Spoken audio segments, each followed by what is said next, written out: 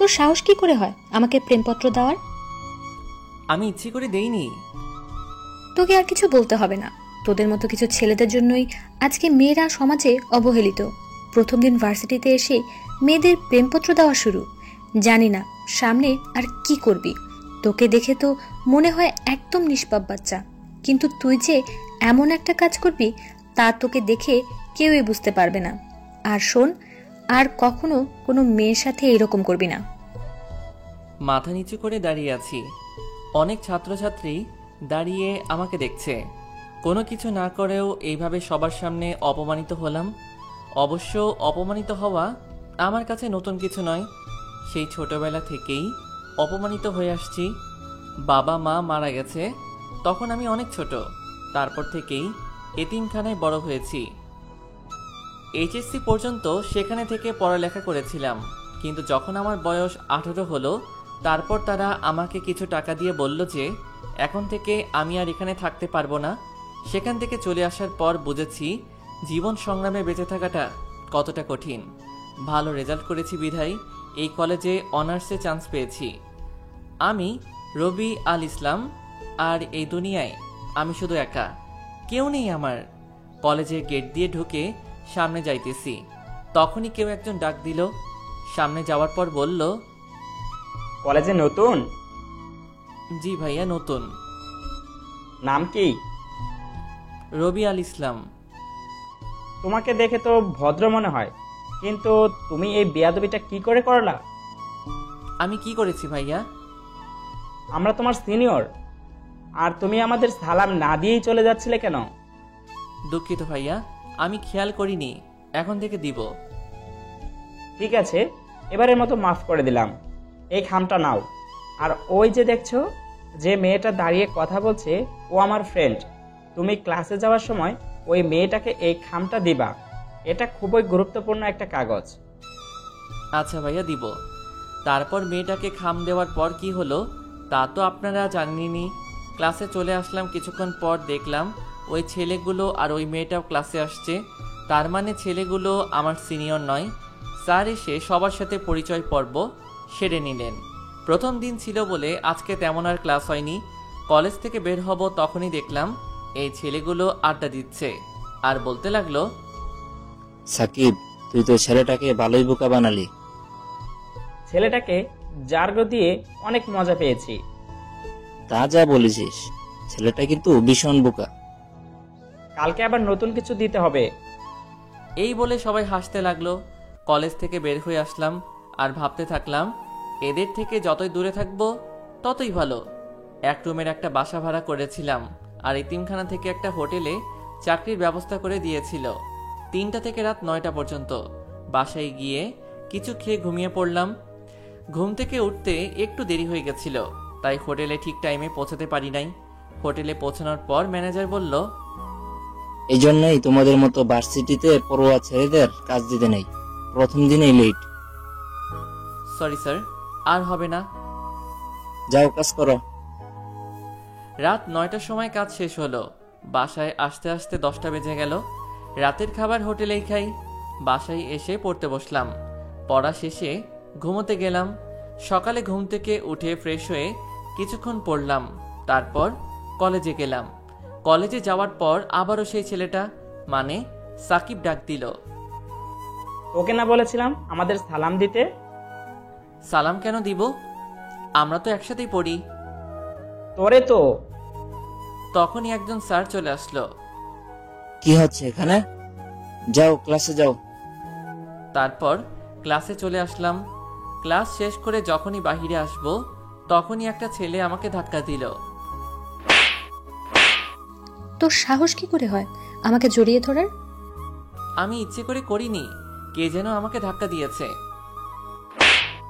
অন্যায় করে আবার মিথ্যা কথা বলছিস। প্রথম দিন আমাকে লাভ লেটার দিলি, আজকে আবার জড়িয়ে ধরছিস।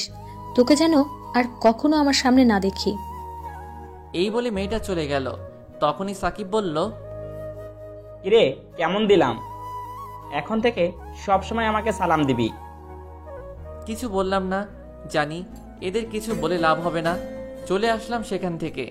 রাস্তা দিয়ে হাঁটছি আর ভাবছি আমি কি শুধু সবার কাছে অবহেলিত হয়ে থাকব? বাইরের পৃথিবীটা যে কতটা কষ্টের তা এখন বুঝতে পারছি। বাসায় চলে আসলাম। আজকে আর ঘুমালাম না, ঠিক টাইমে হোটেলে চলে আসছি। তখনই ম্যানেজার এসে বলল, রবি, এই খাবারগুলো ওই টেবিলে দিয়ে আসো তো। আচ্ছা স্যার। খাবার দিতে গেলাম, তখনই একজন বলল, এতক্ষণ লাগে খাবার দিতে? সেই কখন থেকে অপেক্ষা করছি। ঠিক টাইমেই তো দিলাম স্যার। আবার মুখে মুখে কথা, যাও এখান থেকে। চলে আসলাম ওখান থেকে, ঠিক টাইমে খাবার দিলাম। তারপরে বলে কিনা যে দেরি হয়েছে। হোটেলের কাজ শেষ করে বাসায় চলে আসলাম। কিছুক্ষণ পরার পর ঘুমোতে গেলাম। শুয়ে শুয়ে ভাবছি আমার জীবনের লক্ষ্য কি। এই দুনিয়ায় তো আমার কেউ নেই, না আছে কোনো আত্মীয় স্বজন, না আছে কোনো বন্ধু। আমার সাথে তো কেউ ভালো ব্যবহার করে না। জানি না এই অবহেলিত জীবনের সমাপ্তি কখন ঘটবে। আমি মরে গেলে আমার লাশ দাফন করার জন্য কেউ থাকবে না। এসব ভাবছি আর দু চোখ বেয়ে পানি পড়ছে। সকালে ঘুম থেকে উঠে কিছুক্ষণ পড়লাম, তারপর কলেজে আসলাম। ক্লাসে বসে আছি, সবাই যার যার মতো আড্ডা দিচ্ছে, আর আমি পিছনের বেঞ্চে বসে আছি। কারণ হলো আমি তাদের মতো নই। হঠাৎ করে সাকিব বলল, কিরে, তুই প্রতিদিন একই শার্ট পরে কলেজে কেন আসিস? কলেজের মানবতার দেয়াল থেকে কিছু কাপড় নিস, ওগুলো তোর পরনের কাপড়ের থেকেও ভালো। এটা বলার পরপরই সবাই হাসতে লাগলো, আর আমি মাথা নিচু করে চোখের পানি ফেলছি। স্যার ক্লাসে আসলো, পড়ানো শুরু করলেন। ক্লাস শেষ করে কলেজে ক্যান্টিনে আসলাম। খুবই ক্ষুধা লাগছিল, তাই কিছু খেতে গেলাম। একটা চেয়ারে বসে সিঙ্গারা খাচ্ছি। তখনই সাকিব আর ওর বন্ধুরা আসলো। তারা সবাই আমার পাশে থাকা চেয়ারে বসলো। মামা, সিঙ্গারা দাও তো। তারা সবাই আমার পাশে বসে সিঙ্গারা খাচ্ছে। সিঙ্গারা খাওয়ার পর আমাকে দেখিয়ে বলল, মামা, সিঙ্গারার টাকা ও দেবে। আমাকে কিছু বলার সুযোগ না দিয়েই তারা চলে গেল। তারপর বাধ্য হয়ে আমাকে টাকা দিতে হলো। তারপর সেখান থেকে বাসায় চলে আসলাম। ভাবছি আজকে দুপুরে না খেয়ে থাকতে হবে। আমার মতো ছেলের না খেয়ে থাকলেও কারো যায় আসে না। বাসায় বসে এসব ভাবছি, তখনই পাশের বাসার এক বড় ভাই এসে বলল, রবি, তোমার রক্তের গ্রুপ কি? পজিটিভ ভাই। তুমি কি রক্ত দিতে পারবে? জি ভাই, পারবো। তারপর বড় ভাইয়ের সাথে হাসপাতালে গেলাম রক্ত দিতে। রক্ত দেওয়ার পর কিছুক্ষণ বেডে শুয়ে বিশ্রাম নিলাম। দুপুরে আর না খেয়ে থাকতে হয়নি, অনেক কিছু খেতে দিয়েছিল আমাকে। সেখান থেকে আর বাসায় গেলাম না, ওখান থেকে হোটেলে চলে গেলাম। আজকে অনেক দেরি হয়ে গেছে, জানি না আজকে গেলে ম্যানেজার কি বলবে। হোটেলে যাওয়ার পরই ম্যানেজার বলল, তোমার কি কোনো দায়িত্ব বোধ নেই? তোমাকে বলেছিলাম না দেরি করবে না? Sorry sir. এখানে আর দাঁড়িয়ে না থেকে যাও, কাজ করো। কাজ শেষ করে বাসায় আসলাম। শরীর খুবই খারাপ লাগছে, তাই আজকে আর পড়তে বসলাম না, তাড়াতাড়ি ঘুমিয়ে পড়লাম। সকালে ঘুম থেকে উঠে কিছুক্ষণ পড়লাম, তারপর কলেজে গেলাম। কলেজে যাওয়ার পর সাকিব ডাক দিল। ওদের ওখানে গিয়ে দেখলাম ওরা সবাই সিগারেট খাচ্ছে। আমি আবারও সিগারেটের ধোঁয়া সহ্য করতে পারি না, তাই বললাম, যা বলবেন একটু তাড়াতাড়ি বলেন, আমি সিগারেটের ধোঁয়া সহ্য করতে পারি না। আমার কথা শুনে ওরা সবাই হাসতে লাগলো। তারপর সাকিব বলল, তোকে তো আজকে এত সহজে ছাড়ছি না। তুই এখন আদিবাকে গিয়ে প্রপোজ করবি, তা না হলে তোকে সিগারেট খাওয়াবো। আদিবাকে? এখনো আদিবাকে চিনিস না? যার কাছ থেকে তুই থাপ্পড় খাইলি, সে হলো আদিবা। আমি এটা করতে পারবো না। তাহলে তো তোকে জোর করে সিগারেট খাওয়াবো, তাও আবার অন্য স্টাইলে। এই গাঁজাগুলো সিগারেটের ভিতরে ঢুকিয়ে তারপর তোকে জোর করে খাওয়াবো। দয়া করে আমার সাথে এমনটা করবেন না। তাহলে যা, আবিদাকে প্রপোজ কর। বাধ্য হয়ে প্রপোজ করতে গেলাম। আদিবার সামনে গিয়ে মাথা নিচু করে আদিবাকে প্রপোজ করলাম। ছোট লোকের বাচ্চা, তুই আবার আমাকে প্রপোজ করছিস? তোকে বলছিলাম না আর কখনো আমার সামনে আসবি না। তারপর আমাকে প্রিন্সিপালের রুমে নিয়ে গেল। তুমি আদিবাকে বিরক্ত কেন করছো? তোমাদের মতো ছেলের জন্য কলেজের মান সম্মান নষ্ট হয়। আমি তোমাকে কলেজ থেকে বহিষ্কার করব। আমি প্রিন্সিপালের পায়ে ধরতে বলতে লাগলাম, স্যার দয়া করে আমাকে বহিষ্কার করবেন না। আমি আর কখনো এমনটা করব না। যদি আর কখনো তোমার নামে অভিযোগ আসে তাহলে তুমি আর কোনো সুযোগ পাবে না। যাও এখন। তারপর সেখান থেকে চলে আসলাম। ভাবছি আমার সাথেই কেন এমন হয়। আমি তো কারো কোনো ক্ষতি করি নাই, তারপরও তারা কেন আমার পিছনে পড়ে আছে। দোস্ত, ছেলেটার সাথে কিন্তু প্রতিদিন সেই মজা হয়। তা যা বলেছিস, কালকে আবার ওকে নতুনভাবে জার্গো দিব।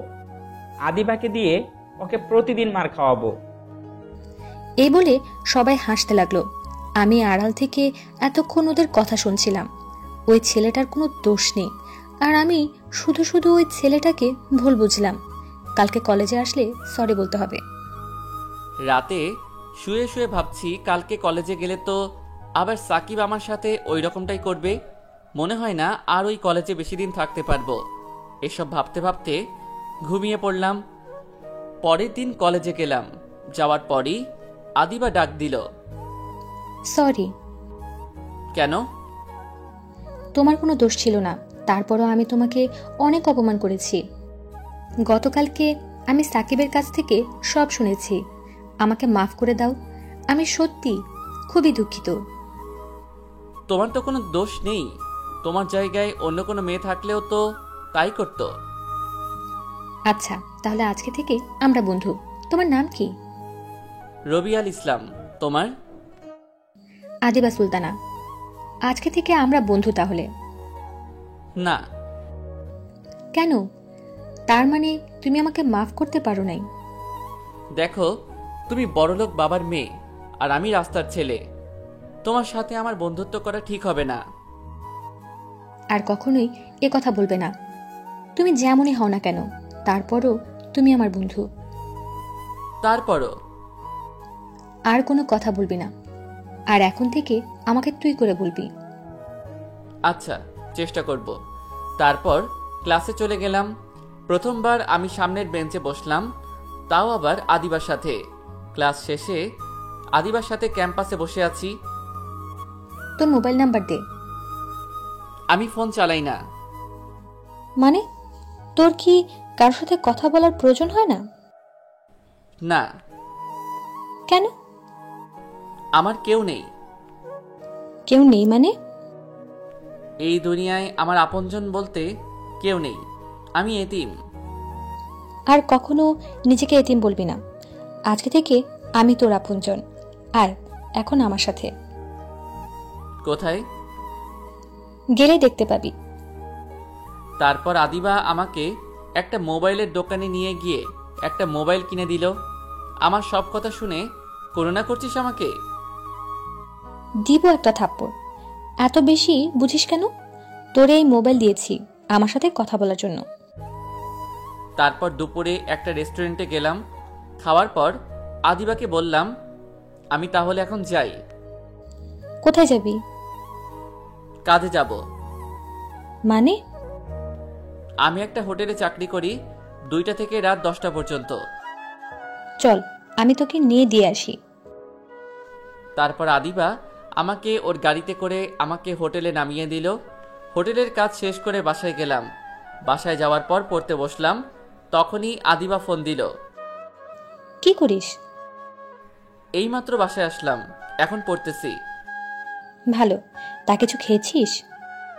হ্যাঁ, হোটেল থেকেই খেয়ে এসেছি। তুই? এইমাত্র খেলাম। আচ্ছা, তাহলে পড়, কালকে কলেজে কথা হবে। আচ্ছা। পড়া শেষে ঘুমিয়ে পড়লাম। সকালে ঘুম থেকে উঠে ফ্রেশ হয়ে কিছুক্ষণ পড়লাম, তারপর কলেজে গেলাম। কলেজে যাওয়ার পর সাকিব ডাক দিল।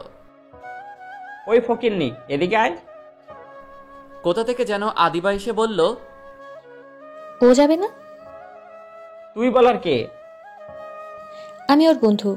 আর আজকে থেকে তোরা ওকে আর কোনো বিরক্ত করবি না। তোরা এতদিন ওর সাথে যা করেছিস তা সবই আমি জানি। আর যদি কখনো ওর সাথে খারাপ কিছু করার চেষ্টা করিস তাহলে প্রিন্সিপালের কাছে বলে তোকে কলেজ ছাড়া করব। এই বলে আমাকে নিয়ে অন্য জায়গায় চলে গেল। তোর সাথে যে ওরা এত খারাপ ব্যবহার করে তা তুই কিছু বলিস না কেন? কি বলবো, সবাই আমার সাথে ওই রকম করে। আজ থেকে কেউ যদি তোর সাথে খারাপ ব্যবহার করে তাহলে তুই তার প্রতিবাদ করবি। তারপর ক্লাসে আসলাম। একটা ক্লাস করার পরই আদিবা বলল, চল। কোথায়? ক্লাস করবি না? আজকে আর ক্লাস করব না, এখন তুই আর আমি ঘুরতে যাব। তারপর আদিবা আমাকে নিয়ে নদীর পাড়ে একটা পার্কে ঘুরতে গেল। একটা বেঞ্চের উপর দুজনে বসে আছি, হালকা বাতাস বইছে, খুবই ভালো লাগতেছে। হঠাৎ আদিবা আমাকে বলল, আচ্ছা, তুই কখনো কোনো মেয়ের প্রেমে পড়েছিস? কখনো এটা নিয়ে ভাবিনি। কেন? কিভাবে বেঁচে থাকবো তার ঠিক নাই, আবার প্রেমে পড়বো? তুই কি কারো প্রেমে পড়েছিস? অল্প অল্প। বুঝলাম না। বুঝতে হবে না, এখন চল ফুচকা খাবো। তারপর আদিবা আমাকে নিয়ে ফুচকা খেতে গেল। ফুচকা খাওয়ার পর আদিবা আমাকে হোটেলে নামিয়ে দিল। হোটেলের কাজ শেষে রাতে বাসায় গিয়ে শুয়ে শুয়ে ভাবছি, জীবনে প্রথমবার মনে হলো আমি একা নই। প্রথমবার মনে হলো কোনো আপনজনের ভালোবাসা পেয়েছি। যতক্ষণ আদিবার সাথে ছিলাম ততক্ষণ মনেই হয়নি যে এই দুনিয়ায় আমার কেউ নেই। জানি না আদিবা আমাকে কি ভাবে, কিন্তু আমি চাই ও এভাবে সবসময় আমার সাথে থাকুক। এসব ভাবতে ভাবতে ঘুমিয়ে পড়লাম। সকালে আদিবার কলে ঘুম ভাঙলো। তারপর ঘুম থেকে উঠে ফ্রেশ হয়ে কিছুক্ষণ পড়লাম। তারপর কলেজে গেলাম। কলেজে যাওয়ার পর আদিবা বলল, তোর চোখ লাল কেন? রাতে ঠিকভাবে ঘুম হয়নি। কেন? এমনি। আচ্ছা যাই হোক, আজকে তোকে হোটেলে যেতে হবে না। কেন? আজকে আমার জন্মদিন, সন্ধ্যায় বাসায় পার্টি আছে, আর তুই সেখানে অবশ্যই আসবি। শুভ জন্মদিন, কিন্তু আমি না গেলে হয় না? কি বললি তুই? কেন, আসলে কি হবে? আসলে সেখানে কত বড় বড় লোক থাকবে, আর আমি সামান্য একটা হোটেলে কাজ করে এতিম ছেলে। তুই অনেক কথা শুনবি, সবাই বলবে আমার মতো একটা ছেলে কি করে তোর বন্ধু হলো। সবাই কি বললো তা আমি পরোয়া করি না। তুই যদি আমাকে তোর বন্ধু মনে করিস তাহলে অবশ্যই আসবি, আর এভাবে খালি খালি জন্মদিনের শুভেচ্ছা জানালে হবে না। আমার গিফট কই? মানে গিফট? গিফটের কথা শুনেই আমার মনটা খারাপ হয়ে গেল। আচ্ছা, নিয়ে আসবো। এই, আমি খুব দুঃখিত, আমি তো মজা করছিলাম। তোর কোনো গিফট আনতে হবে না, তুই আসলেই আমি খুশি। না, তা কি করে হয়? সেখানে সবাই তো গিফট নিয়ে আসবে। সবাই আর তুই এক না, তোর কাছে আমার কোনো গিফট চাই না। আমার কাছে তুই আমার জন্য গিফট। তোর সাথে সময় কাটানোর পর যে ভালো লাগা কাজ করে তা আমার জীবনে আর কখনো হয়েছে কিনা জানি না। তোর কোনো গিফট আনতে হবে না, শুধু তুই আসলেই আমি অনেক বেশি খুশি হব। আচ্ছা, দেখা যাবে, এখন চল। তারপর ক্লাসে গেলাম। আজকে আদিবা কলেজ থেকে একটু তাড়াতাড়ি চলে গেল। আদিবা চলে আসার পর কেমন জানি ভালো লাগছিল না, তাই আমিও বাসায় চলে আসলাম। বাসায় এসে ভাবতে লাগলাম আমার কি করা উচিত। সেখানে যাওয়া কি ঠিক হবে, নাকি শুধু গিফটটা দিয়ে আসবো? যদি যাই তাহলে আদিবা অনেক কথা শুনবে, সেটা আমি নিশ্চিত। আর যদি না যাই তাহলে তো আদিবা অনেক কষ্ট পাবে। না, আমি আদিবাকে জেনে শুনে কষ্ট দিতে পারি না। এই জীবনে প্রথম কোনো ব্যক্তি যে আমার এতটা খেয়াল রেখেছিল। আমি আদিবাকে কখনো কষ্ট দিতে পারি না। কিন্তু আদিবার জন্য কি গিফট কিনবো? যাই কিনি না কেন সেটা ওর জন্মদিনের সব থেকে কম দামি গিফট হবে। অনেক কষ্ট করে 2000 টাকা জমিয়েছিলাম। ভেবেছিলাম বাবা মায়ের জন্য মিলাদ পড়াবো। ভাবছি সেটা পরে পড়িয়ে ওই টাকা দিয়ে আদিবার জন্য একটা শাড়ি কিনবো। সন্ধ্যার সময় দোকান থেকে একটা শাড়ি কিনে আদিবাদের বাসায় গেলাম। গেট দিয়ে ঢুকবো তখনই দারোয়ান এসে বাধা দিল। দাঁড়ান, কোথায় যাচ্ছেন? ভিতরে যাব। কে আপনি যে ভিতরে যাবেন? আমি আদিবার বন্ধু। দারোয়ান আমার দিকে অনেকক্ষণ তাকিয়ে থেকে তারপর বলল, ফাজলামি করেন? আপনি কিভাবে আদিবা ম্যাডামের বন্ধু হতে পারেন? আর কিছু বললাম না, চলে আসবো। তখনই আদিবা ডাক দিল, সরি রবি, আপনি ওকে ঢুকতে দিলেন না কেন? সরি ম্যাডাম, আমি বুঝতে পারি নাই। তারপর আদিবা আমাকে বাড়ির ভিতরে নিয়ে গেল। বাড়ির ভিতরে ঢুকেই তো আমি অবাক চোখে তাকিয়ে আছি। অনেক বড় বাড়ি আদিবাদের, আর পুরো বাড়ি অনেক সুন্দর করে সাজানো হয়েছে। এখানে যারা এসেছে তারা সবাই অনেক বড় লোক, আর আমাকে দেখে যে কেউ বুঝে যাবে আমি কি রকম। সবাই আমার দিকে তাকাচ্ছে, কেমন জানি লাগছে আমার। এখানে না আসলেই বুঝে ভালো হতো। এসব ভাবতে থাকলাম। তারপর আদিবা আমাকে নিয়ে কেক কাটতে গেল। প্রথমে ওর বাবা মা, তারপর আমাকে খাইয়ে দিল। আমি বোকার মতো আদিবার দিকে তাকিয়ে আছি, আর বাকিরা সবাই অনেক অবাক হয়েছে, কারণ আমার মতো একটা ছেলেকে আদিবা ওর বাবা মায়ের পর কেক খাইয়ে দিল। আমি আদিবাকে কিছু বলতেও পারছি না। এখান থেকে তাড়াতাড়ি যেতে পারলেই বাঁচি। খাওয়া দাওয়ার পর আদিবা বলল, বাবা মায়ের সাথে কথা বলবি, চল। ইয়ে মানে আজকে না বললে হয় না? কেন, কি হয়েছে? আমার খুবই শরীর খারাপ লাগছে। আমি এখন বাসায় যাই, পরে একসময় কথা বলবো। আচ্ছা যা, বাসায় গিয়ে ফোন দিস। এই প্যাকেটটা রাখো। কি আছে এতে? খোলার পরই দেখতে পারবি। আচ্ছা, এখনই খুলতেছি। এই না, এখন খুলতে হবে না, পরে খুলিস। পরে খুলবো কেন? কি আছে এতে? সেটা পরে খুললেই দেখতে পারবি। আমি এখন যাই। তারপর সেখান থেকে বাসায় চলে আসলাম। বিছানায় শুয়ে শুয়ে ভাবছি, আদিবা ওর বাবা মায়ের পরই আমাকে কেন কেক খাইয়ে দিল। আমি কল্পনাই করতে পারি নাই যে আদিবা আমাকে তখন কেক খাইয়ে দিবে। সেখানে উপস্থিত সবাই অনেক অবাক হয়েছে। আদিবার বাবা মা কি ভাববে জানি না। এত কিছু হওয়ার পরও কিভাবে তাদের সাথে কথা বলতাম। তাই তো দেখা না করে চলে এসেছি। আদিবাকে যত দেখছি ততই অবাক হচ্ছি। ও কি শুধুই আমাকে ফ্রেন্ড ভাবে, না অন্য কিছু? ওর সাথে যদি আর কিছুদিন এভাবে থাকি তাহলে আমি তোকে ভালোবেসে ফেলবো। এখনই ওর কথা না ভেবে একদিনও থাকতে পারি না। ওই আমার জীবনের প্রথম ব্যক্তি যে আমার এতটা খেয়াল রেখেছে।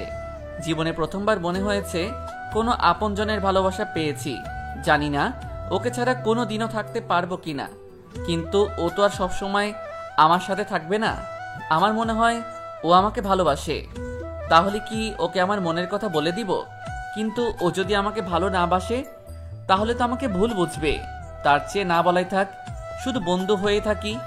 সকালে ঘুম থেকে উঠে মোবাইলটা হাতে নিলাম। দেখলাম রাতে আদিবা অনেকগুলো কল করেছিল। মোবাইলটা সাইলেন্ট করা ছিল, তাই শুনতে পাইনি। এখন আর কল দিলাম না। তারপর ফ্রেশ হয়ে কিছু খেয়ে কিছুক্ষণ পড়লাম। তারপর কলেজে গেলাম। কলেজে গিয়ে দেখলাম আদিবার আমার আগেই চলে এসেছে। আমাকে দেখেই রাগী কণ্ঠে বলতে লাগলো, রাতে কই ছিলি? কেন, বাসায় ছিলাম। কতগুলো কল করেছি, ধরলি না কেন? আসলে তোদের ওখান থেকে আসার পরই ঘুমিয়ে গেছিলাম, আর মোবাইল সাইলেন্ট করা ছিল, তাই শুনতে পাইনি। তোকে বলেছিলাম না গিফট না আনতে, তারপর কেন আনলি? কেন, পছন্দ হয়নি? দিব এক থাপ্পড়। পছন্দ হবে না কেন? কত সুন্দর একটা শাড়ি, কিন্তু তুই এত টাকা কিভাবে জোগাড় করলি? এত টাকা কোথায়? মাত্র 2000 টাকা। তোর জন্মদিনের সব থেকে কম দামি গিফট। টাকা আমার কাছে ছিল। তোকে দেখে বোঝা যাচ্ছে যে তুই মিথ্যা কথা বলছিস। সত্যি কথা বল। আসলে একটু একটু করে ওই টাকাগুলো জমিয়েছিলাম। ভেবেছিলাম বাবা মায়ের নামে মিলাদ পড়াবো। এখন ভাবছি মিলাদ পরে পড়াবো। তার মানে ওই টাকা দিয়েই তুই আমার জন্য শাড়ি কিনেছিস? আদিবার দু চোখ পেয়ে পানি পড়ছে, আর সাথে সাথেই আমাকে জড়িয়ে ধরে কাঁদতে কাঁদতে বলল, কেন তুই ওই টাকা দিয়ে শাড়ি কিনতে গেলি? তোর কাছে আমার কোনো গিফট চাই না, আমার কাছে তুই সব থেকে বড় গিফট। চল এখন। কোথায়? একটা এতিমখানায় যাব। কেন? তোর বাবা মায়ের জন্য মিলাদ পড়াতে। না, এটা আমি করতে পারবো না। কেন? আমি আমার নিজের টাকা দিয়ে বাবা মায়ের জন্য মিলাদ পড়াবো। তো কি হয়েছে? মনে কর আমার টাকাই তোর টাকা। কিছু মনে করিস না। আমার নিজের উপার্জিত টাকা দিয়ে মিলাদ পড়াবো, কারো কাছ থেকে নিয়ে নয়। এখন বল, শাড়িটা কেমন লাগছে? অনেক সুন্দর। তা কখনো কি শাড়িটা পরবি? পরবো না কেন? না মানে শাড়িটা তো অনেক কম দামি। তুই তো মনে হয় এত কম দামি জিনিস পরিস না, তাই বললাম। পরিনি তো কি হয়েছে, এখন থেকে পরবো। কালকে বিকালেই শাড়ি পরে তোর সাথে নদীর পাড়ে ঘুরতে যাব। দেখা যাবে, এখন চল। তারপর ক্লাস করে বাসায় চলে গেলাম। ফ্রেশ হয়ে হোটেলে আসলাম। ম্যানেজারকে বললাম, স্যার কালকে আমার ছুটি লাগবে। তারপর ম্যানেজার বলল, রোজ রোজ তোমাকে ছুটি দিতে পারবো না। যদি কাজ করতে মন না চায় তাইলে আর আসার দরকার নেই। সরি স্যার, আর কখনো ছুটি নিব না, শুধু কালকেই লাস্ট। মনে থাকে যেন কথাটা। কালকের পরে ছুটি নিতে হলে একবারই নিবে। এখন যাও, কাজ করো। রাতে কাজ করে বাসায় এসে কিছুক্ষণ পড়লাম। পড়ার পর ঘুমাতে গেলাম। ভাবতে থাকলাম আদিবার কথা। প্রথম কোনো মেয়ে আমাকে জড়িয়ে ধরল। আমি কল্পনাই করতে পারি নাই যে আদিবা আমাকে জড়িয়ে ধরবে। ওর সাথে থাকতে থাকতে কখন যে ওকে ভালোবেসে ফেলেছি তা নিজেও জানি না। এখন তো এমন হয়েছে ওর সাথে কথা না বলে থাকতেই পারি না। যখনই কেউ আমার সাথে খারাপ ব্যবহার করে তখনই আমার আদিবার হাসি মুখটা চোখের সামনে ভেসে ওঠে। তখন সেই সব অপমান আর গায়ে লাগে না। কালকে বিকালে আদিবা আমার দেওয়া শাড়ি পরবে। তাহলে কালকে কি আদিবাকে আমার মনের কথা বলে দিব? জানি না ও আমাকে কিভাবে। সকালে ঘুম থেকে উঠে ফ্রেশ হয়ে কলেজে গেলাম। আজকে একটু আগে কলেজে চলে আসলাম। গিয়ে দেখি আদিবা এখনো আসেনি। কিছুক্ষণ একটা বেঞ্চের উপর বসলাম। এর মধ্যে আদিবাও চলে এসেছে। আমার কাছে এসে বলতে লাগলো, আজকে এত তাড়াতাড়ি চলে এসেছিস? সব সময় তো আমার পরে আসতি। এমনি আগে চলে এসেছি। আজকে বিকালে যখন ঘুরতে যাব তখন তোকে একটা কথা বলবো। আমিও তোকে কিছু বলবো। কি বলবি? তা সময় হলে জানতে পারবি। আচ্ছা ঠিক আছে, এখন চল ক্লাসে যাই। চল। ক্লাস শেষ করে বাসায় চলে আসলাম। গোসল করে কিছু খেলাম। তারপর একটু ঘুমিয়ে তৈরি হয়ে নদীর পাড়ে গেলাম আদিবার সাথে দেখা করতে। আদিবা আসার আগেই আমি সেখানে চলে গেছি। আমি খুবই চিন্তিত, জানি না আদিবাকে আমার ভালোবাসার কথা বললে ও কিভাবে নেবে সেটা। যদি ও আমাকে ভালো না বাসে তাহলে হয়তো আমাদের বন্ধুত্ব ভেঙে যাবে। কিন্তু আমি তো আদিবাকে ছাড়া থাকতে পারবো না। অনেক ভালোবেসে ফেলেছি ওকে। কিন্তু ও আমাকে কি কথা বলবে? ও কি আমায় ভালোবাসে? এসবই মাথায় ঘুরপাক খাচ্ছে। এর ভিতরে আদিবা চলে এসেছে। আমার দেওয়া শাড়ি পরে এসেছে। খুবই সুন্দর লাগছে ওকে। ওর দিকে এক ধ্যানে তাকিয়ে আছি। আদিবা আমার কাছে এসে বলতে লাগলো, এভাবে তাকিয়ে কি দেখছিস? তোকে দেখছি। আমাকে আজকে নতুন দেখছিস মনে হয়। তা না, তোকে আজকে অনেক সুন্দর লাগছে।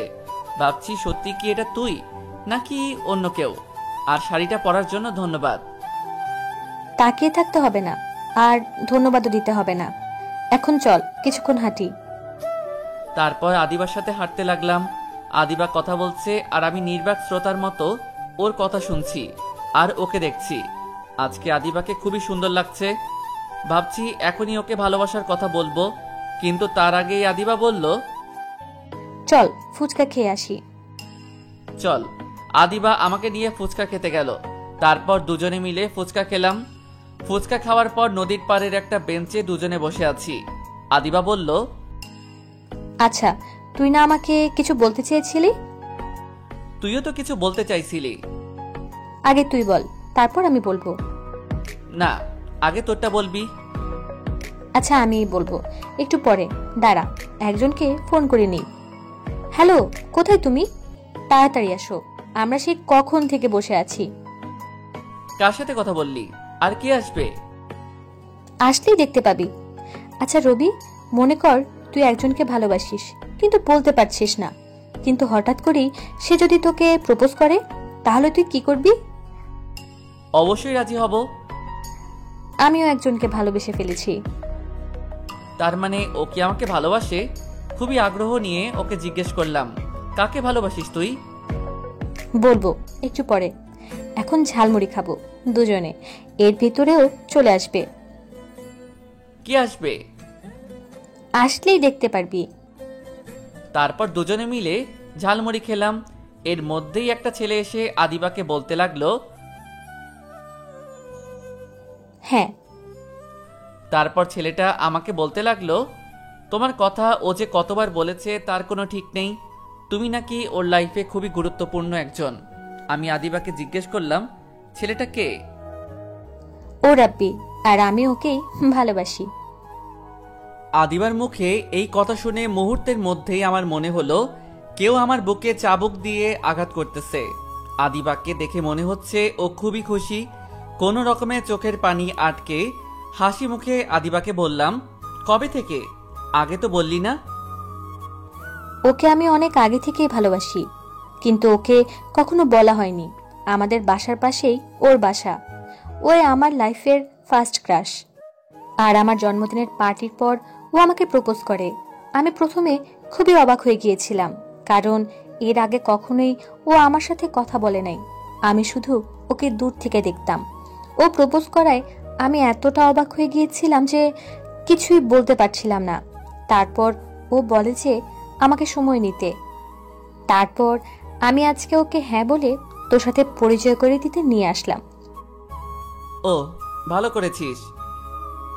তুমি তাহলে ওই লাইফের বিশেষ ব্যক্তি।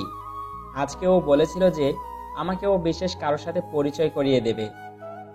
হ্যাঁ, ও আমার খুব ভালো একজন বন্ধু। আসলে আমার একটা কাজ আছে, তাই আমাকে এখন যেতে হবে। তোরা আড্ডা দে। তুই না আজকে হোটেল থেকে ছুটি নিলি? হ্যাঁ, কিন্তু আমাকে এখন এক জায়গায় যেতেই হবে। আমি তোকে এখনই বলতাম, কিন্তু তার আগেই রাব্বি ভাইয়া চলে এসেছে। আচ্ছা, তোমার যখন কাজ আছে তাহলে তোমাকে আর আটকে রাখা ঠিক হবে না। আচ্ছা যা, তাহলে কালকে কলেজে কথা হবে। ওখান থেকে তাড়াতাড়ি চলে আসলাম। ওখানে আর এক মুহূর্ত থাকাও আমার পক্ষে সম্ভব হচ্ছিল না। অনেক কষ্টে চোখের পানি আটকে রেখেছি। বাসায় গিয়ে শুয়ে পড়লাম। কিছুই ভালো লাগছিল না। কি করে পারতাম আদিবাকে অন্য কারোর সাথে দেখতে? আমি ভেবেছিলাম ও হয়তো আমাকে ভালোবাসে, কিন্তু ও শুধুই আমাকে ওর একজন ভালো বন্ধু ভাবে। জানি না এরপর কিভাবে আদিবার সাথে স্বাভাবিকভাবে কথা বলবো। আদিবার সাথে পরিচয় হবার পর কিছুদিনের জন্য ভুলেই গেছিলাম যে আমার আসল পরিচয় কি। যখন সবাই অপমান করত তখন অনেক খারাপ লাগতো, আর এখন তার থেকেও অনেক বেশি কষ্ট হচ্ছে। এভাবে অনেকক্ষণ বিছানায় শুয়ে আছি, কিন্তু ঘুম আসছে না। কিভাবে ঘুম আসবে? চোখ বুঝলেই তো আদিবার মুখটা ভেসে ওঠে। তবে আজকে একটা ব্যাপার খুবই অদ্ভুত লাগছে। প্রতিদিন তো আদিবা এই সময় ফোন দেয়, কিন্তু আজকে তো দিল না। তাই আমি ফোন দিলাম, কিন্তু আদিবার ফোন ওয়েটিং। অনেকবার ফোন দিলাম, কিন্তু ওয়েটিং। হয়তো রাব্বির সাথে কথা বলছে, তাই হয়তো আমার কথা মনে নেই। এখন হয়তো আদিবার কাছে আমার থেকে রাব্বি গুরুত্বপূর্ণ। থাকবেই না কেন? আমি তো ওর শুধু বন্ধু, আর রাব্বি তো ওর ভালোবাসা। এসব কথা ভাবছি আর চোখ দিয়ে পানি পড়ছে। কিছুক্ষণ পর মোবাইলের স্ক্রিনে আদিবার নামটা ভেসে উঠল। চোখের পানি মুছে কল রিসিভ করলাম। কি করিস? শুয়ে আছি। তুই কি করিস? রাব্বির সাথে কথা বললাম এতক্ষণ। তুই তো তাড়াতাড়ি চলে আসলি। জানিস এরপর আমরা কত আড্ডা দিয়েছি। আমার কাজ ছিল, তাই তো আগে চলে আসছি। জানিস রাব্বি আমার প্রতি কত কেয়ারিং। আমি বাসায় আসছি কিনা, খেয়েছি কিনা, সব কিছুর খবরও রাখে। ও আমাকে অনেক ভালোবাসে। আমি খুবই ভাগ্যবান যে ওর মতো একজনকে পেয়েছি। ভালো, আমার খুবই ঘুম পেয়েছে। রাখছি এখন। চোখের পানি আর কন্ট্রোল করতে পারছিলাম না, তাই তাড়াতাড়ি ফোনটা রেখে দিলাম। নিজের ভালোবাসার মানুষের মুখে যদি অন্য কারো প্রশংসা শুনতে হয়, তাহলে এর চেয়ে কষ্টের আর কিছু নাই। আগে আদিবা ফোন দিলে আমার খোঁজ খবর রাখতো, আর এখন আদিবার খোঁজ খবর অন্য কেউ রাখে। হয়তো আদিবা রাব্বির সাথেই অনেক সুখী থাকবে। আমি না হয় আদিবার বন্ধু হয়েই সারা জীবন থাকবো। একটা দুঃস্বপ্ন ভেবে সব কিছু ভুলে যাব। সকালে ঘুম থেকে উঠে দেখলাম অনেক সময় হয়ে গেছে। রাতে ঠিকমতো ঘুমাতে পারি নাই, তাই সকালে তাড়াতাড়ি উঠতে পারি নাই। তাড়াতাড়ি ফ্রেশ হয়ে কিছু খেয়ে কলেজে গেলাম। কলেজে গিয়ে দেখলাম আদিবা এখনো আসেনি। একা একা একটা বেঞ্চের উপর বসে আছি। ক্লাসের সময় হয়ে গেল, কিন্তু আদিবা এখনো এলো না। তাই ফোন দিলাম আদিবাকে। কোথায় তুই? কলেজে আসবি না? আজকে আসবো না, রাব্বির সাথে নদীর পাড়ে ঘুরতে আসছি। আচ্ছা ঠিক আছে, রাখছি তাহলে। গতকালকেও তো আদিবার সাথে কথা বললাম, তখন তো বলল না যে আজকে কলেজে আসবে না। হয়তো আমাকে বলার প্রয়োজন মনে করেনি। আমি একাই ক্লাস করলাম। তারপর বাসায় চলে আসলাম। বাসায় এসে ফ্রেশ হয়ে হোটেলে যাবার জন্য রওনা দিলাম। রাস্তা দিয়ে হাঁটছি আর ভাবছি, কেন যে আদিবার সাথে পরিচয়টা হলো, তাহলে হয়তো এখন কষ্ট পেতাম না। জীবনের সব কিছুর বেলাতেই তো অবহেলিত হয়ে আসছি, ভালোবাসার বেলায় তার ব্যতিক্রম কেন হবে? এসব ভাবছি আর হাঁটছি, তখনই দেখলাম আদিবা আর রাব্বি বাইকে করে যাচ্ছে। রাব্বি বাইক চালাচ্ছে আর আদিবা ওকে পিছন থেকে জড়িয়ে ধরে আছে। আমি আর ওদের ডাক দিলাম না, ওরা ওদের মতো যাচ্ছে। আমি তাড়াতাড়ি হোটেলে চলে গেলাম। আদিবাকে অন্য কারোর সাথে দেখলেই খুবই খারাপ লাগে। ও তো এখন খুবই ব্যস্ত, তাই হয়তো আমার খবর নেওয়ার সময় পাইনি। হোটেলে এসে কাজ করতেছিলাম। আজকে কেন জানি কাজ করতেও ভালো লাগছিল না। অন্যমনস্ক হয়ে খাবার নিয়ে একটা টেবিলে গেলাম। অসাবধানতা বশত কিছু খাবার একটা মেয়ের গায়ে পড়ল। ছেলেটা কোথাকার, দেখে কাজ করতে পারিস না? দিলি তো আমার জামাটা নষ্ট করে। জানিস তোর থেকে আমার জামার দাম বেশি। এর ভিতরে ম্যানেজার চলে এসেছে। কি হয়েছে এখানে? এই ছোট লোকটা আমার গায়ে খাবার ফেলে দিয়েছে। আমরা খুবই দুঃখিত ম্যাম, দয়া করে আর রাগারাগি করবেন না, তাতে আমাদের হোটেলের সম্মান নষ্ট হবে। আমরা ওর বিচার করব। রবি, তুমি আমার সাথে আসো। ম্যানেজার আমাকে নিয়ে একটা রুমে গেল, তারপর বলতে লাগলো, তোমার কি কাজ করার ইচ্ছা নেই? মাঝে মাঝে ছুটি নাও, সময় মতো আসো না। তার উপর আবার আজকে যেই ঘটনা ঘটালে, এরপর আর তোমাকে কাজে রাখা সম্ভব না। স্যার, দয়া করে আমাকে কাজ থেকে বের করে দিবেন না, কথা দিচ্ছি। এরপর আর আমার নামে কোনো অভিযোগ আসতে দিব না। মাফ করতে পারি এক শর্তে। এখন গিয়ে ওই ম্যামের কাছে সরি বলবে। সে যদি মাফ করে তাহলে তোমার চাকরি থাকবে। ঠিক আছে স্যার। তারপর মেয়েটার কাছে গিয়ে বললাম, সরি ম্যাম, আমাকে মাফ করে দিন, আমার ভুল হয়ে গেছে। মাফ করে দিলাম, এখন যা। হোটেলের কাজ করে রাতে বাসায় আসলাম। বিছানায় শুয়ে শুয়ে ভাবছি, দুনিয়াটা বড়ই অদ্ভুত। অপরাধ না করে মাপ চাইতে হয়। আর মেয়েটা যা বলেছে ঠিকই বলেছে। আমার থেকে তার জামার দামও অনেক বেশি। আদিবাকে কল দিলাম, কিন্তু ওয়েটিং। অনেকবার কল দিলাম, কিন্তু ওয়েটিং। বিছানায় শুয়ে আছি, ভাবছি আদিবা হয়তো কল দিবে, কিন্তু অনেক সময় হয়ে গেল, কিন্তু কল দিল না। ওর কাছে কি আমি এতটাই মূল্যহীন যে একবারও আমাকে কল দিতেও পারলো না? ওকে তো আর আমি ভালোবাসতে বলছি না, আমি তো শুধু ওর বন্ধু হয়ে থাকতে চাইছিলাম। এগুলো ভাবতে ভাবতে একটা সময় ঘুমিয়ে গেলাম। সকালে ঘুম থেকে উঠেই আগে ফোনটা হাতে নিলাম, কিন্তু যে আশায় হাতে নিয়েছিলাম তা পূরণ হয়নি। আদিবা আমাকে একটি বারও কল করেনি। হয়তো ওর কাছে এখন রাব্বি সব। ফ্রেশ হয়ে কিছুক্ষণ পড়লাম, কিন্তু পড়ায় একদমই মন বসছিল না। তারপরও পড়ার চেষ্টা করলাম। পড়া শেষে কিছু খেয়ে কলেজে আসলাম। গিয়ে দেখি আদিবা এখনো আসেনি, তাই একা একা একটা বেঞ্চের উপর বসে সময় কাটালাম। ক্লাস শুরু হওয়ার কিছুক্ষণ আগে আদিবা আসলো। এত দেরি হলো কেন আজকে? আর বলিস না, গতকালকে অনেক রাত পর্যন্ত রাব্বির সাথে কথা বলেছিলাম, তাই ঘুম থেকে উঠতে দেরি হয়েছে। রাতে তোকে অনেকবার কল দিয়েছিলাম। সরি, আমি খেয়াল করিনি। রাব্বির সাথে কথা বলে ঘুমিয়ে গিয়েছিলাম, তাই মনে ছিল না। প্লিজ কিছু মনে করিস না। আরে না, মনে করার কি আছে? আচ্ছা, বিকালে তোর সাথে নদীর পাড়ে ঘুরতে যাব, ঠিক আছে? না, বিকেলে যাওয়া যাবে না। হোটেল থেকে আমাকে ছুটি দিবে না। তাহলে কালকে কলেজ টাইমে যাব, ঠিক আছে? আচ্ছা। তারপর ক্লাস করে বাসায় চলে আসলাম। আজকে অনেক খুশি লাগছে, কারণ কালকে আদিবার সাথে ঘুরতে যেতে পারবো। এত খুশি হয়ে কাজ নাই। এখন তাড়াতাড়ি রেডি হয়ে হোটেলে যেতে হবে। দেরি করলে চাকরি থাকবে না, আমাকে আর কোনো সুযোগও দিবে না। ঠিক সময়ে হোটেলে চলে আসলাম। তারপর নিজের কাজ করতে লাগলাম। আমাকে দেখে ম্যানেজার বলতে লাগলো, প্রতিদিন এভাবে ঠিক সময়ে আসবে আর ভালোভাবে কাজ করবে। জি স্যার। আজকে কাজ করেও কেন জানি অনেক আনন্দ পাচ্ছি। হয়তো আদিবার জন্য, কারণ কালকে ওর সাথে নদীর পাড়ে ঘুরতে যাব। অনেকদিন পর আদিবার সাথে আড্ডা দিব, ভাবতেই অনেক ভালো লাগছে। কাজ করে বাসায় চলে আসলাম। ফ্রেশ হয়ে কিছুক্ষণ পড়লাম। তারপর ভাবছি আদিবাকে একটা ফোন দিব। যেই ভাবা সেই কাজ, আদিবাকে ফোন দিলাম, কিন্তু ফোন ওয়েটিং। অনেকবার ফোন দিলাম, তাও ওয়েটিং। ধুর, মোডটাই খারাপ হয়ে গেল। আরে আমি এত চিন্তা করছি কেন? কালকে তো আদিবার সাথে কথা হবেই, এই ভেবে ঘুমিয়ে পড়লাম। সকালে কলেজে গিয়ে দেখলাম আদিবা এখনো আসেনি। আগে আদিবা সবসময় আমার আগেই কলেজে আসতো। ইদানিং দেখছি আদিবা কলেজে খুবই লেট করে আসে। হয়তো রাতে রাব্বির সাথে কথা বলে, তাই সকালে ঘুম থেকে উঠতে দেরি হয়। মন খারাপ করে একটা বেঞ্চের উপর বসে রইলাম। কিছুক্ষণ পর আদিবা বসলো।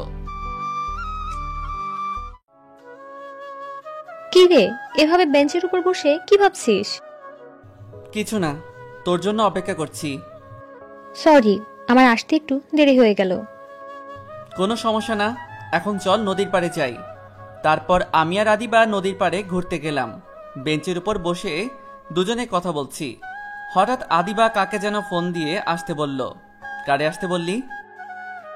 রব্বিকে। মুহূর্তের মধ্যেই মনটা খারাপ হয়ে গেল।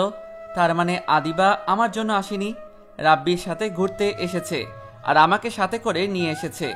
কিছুক্ষণ পর রাব্বি আসলো। রাব্বি আর আদিবা কথা বলছে আর আমি বোকার মতো বসে আছি। আমার খুবই খারাপ লাগতেছে। আদিবা আমার সাথে কি করে করতে পারলো এমনটা? আমি তোকে ঘুরতে যাওয়ার কথা বলিনি, ও নিজেই তো আমাকে বলেছে। ওরা দুজনে কথা বলছে, মনে হচ্ছে আমি অপরিচিত কোনো মানুষ। সেখান থেকে চলে আসতেই ইচ্ছে করছে। হঠাৎ করে আদিবা বলল, আমার প্রচুর পানি পিপাসা লাগছে। রবি, তুমি গিয়ে 1 বোতল পানি কিনে নিয়ে আসো প্লিজ। আচ্ছা, তোমরা কথা বলো, আমি নিয়ে আসছি। মনে হচ্ছে ওদের সেবা করার জন্যই আমাকে নিয়ে আসছে। আমাকে এখানে এনে এইভাবে অপমান না করলেও পারতো আদিবা। পানি নিয়ে বেঞ্চের এই জায়গায় আসলাম, এসে দেখি ওরা নাই। তারপর ওদের খুঁজতে লাগলাম। হঠাৎ দেখলাম ওরা অন্য এক জায়গায় বসে কথা বলছে। আমি পিছন দিকে ছিলাম আর সেখানে অনেক গাছও ছিল, যার কারণে ওরা আমাকে দেখতে পায়নি। আমি ওদের কাছাকাছি আসতে শুনতে পেলাম, আবিদা, তোমাকে কিছু বলতে চাই, জানি না তুমি কিভাবে নেবে। আমি কিছুই মনে করব না, তুমি বলো। রবিকে আমার মোটেও সুবিধার মনে হচ্ছে না। মানে কি বলছো তুমি? দেখো আদিবা, একটা ছেলে আর একটা মেয়ে কখনো শুধু বন্ধু হয়ে থাকতে পারে না। শুধু আমি না, সবাই বলবে এটা। তুমি রবিকে শুধু বন্ধু ভাবলেও আমার মনে হয় সে তোমাকে অন্য কিছু ভাবে। তুমি যখন ওই দিন রবিকে বলেছিলে যে তুমি আমাকে ভালোবাসো, তখন রবিকে দেখে মনে হয়েছিল ও একদমই খুশি হয়নি, আর তাই হয়তো ও কাজের বাহানা দিয়ে চলে গেল। দেখো, আমি রাকিবকে শুধুই আমার একজন ভালো বন্ধু মনে করি। আমি জানি সেটা, কিন্তু এখানে কথা হচ্ছে যে রবি তোমাকে কি ভাবে। আর কোনো বয়ফ্রেন্ড চাইবে না তার প্রেমিকার কোনো ছেলে বেস্ট ফ্রেন্ড থাকুক। তুমি শুধু শুধুই রাকিবকে সন্দেহ করছো, আর ও তো আমাকে বলেনি যে ও আমাকে ভালোবাসে। তুমি শুধুই অযথা টেনশন করছো। দেখো আদিবা, ও তোমার ভালো বন্ধু, তাই হয়তো এখন তুমি এই কথা বলছো। কালকে যখন ও আমার নামে তোমাকে বলবে যে আমি অন্য মেয়েকে নিয়ে ঘুরি, তখন তুমি সত্যিটা না জেনেই আমাকে সন্দেহ করবে। আর বেশিরভাগ সম্পর্ক এই জন্যই নষ্ট হয়।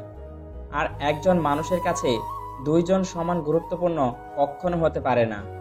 আর আমি চাই না যে তুমি রবির সাথে কথা বলো না।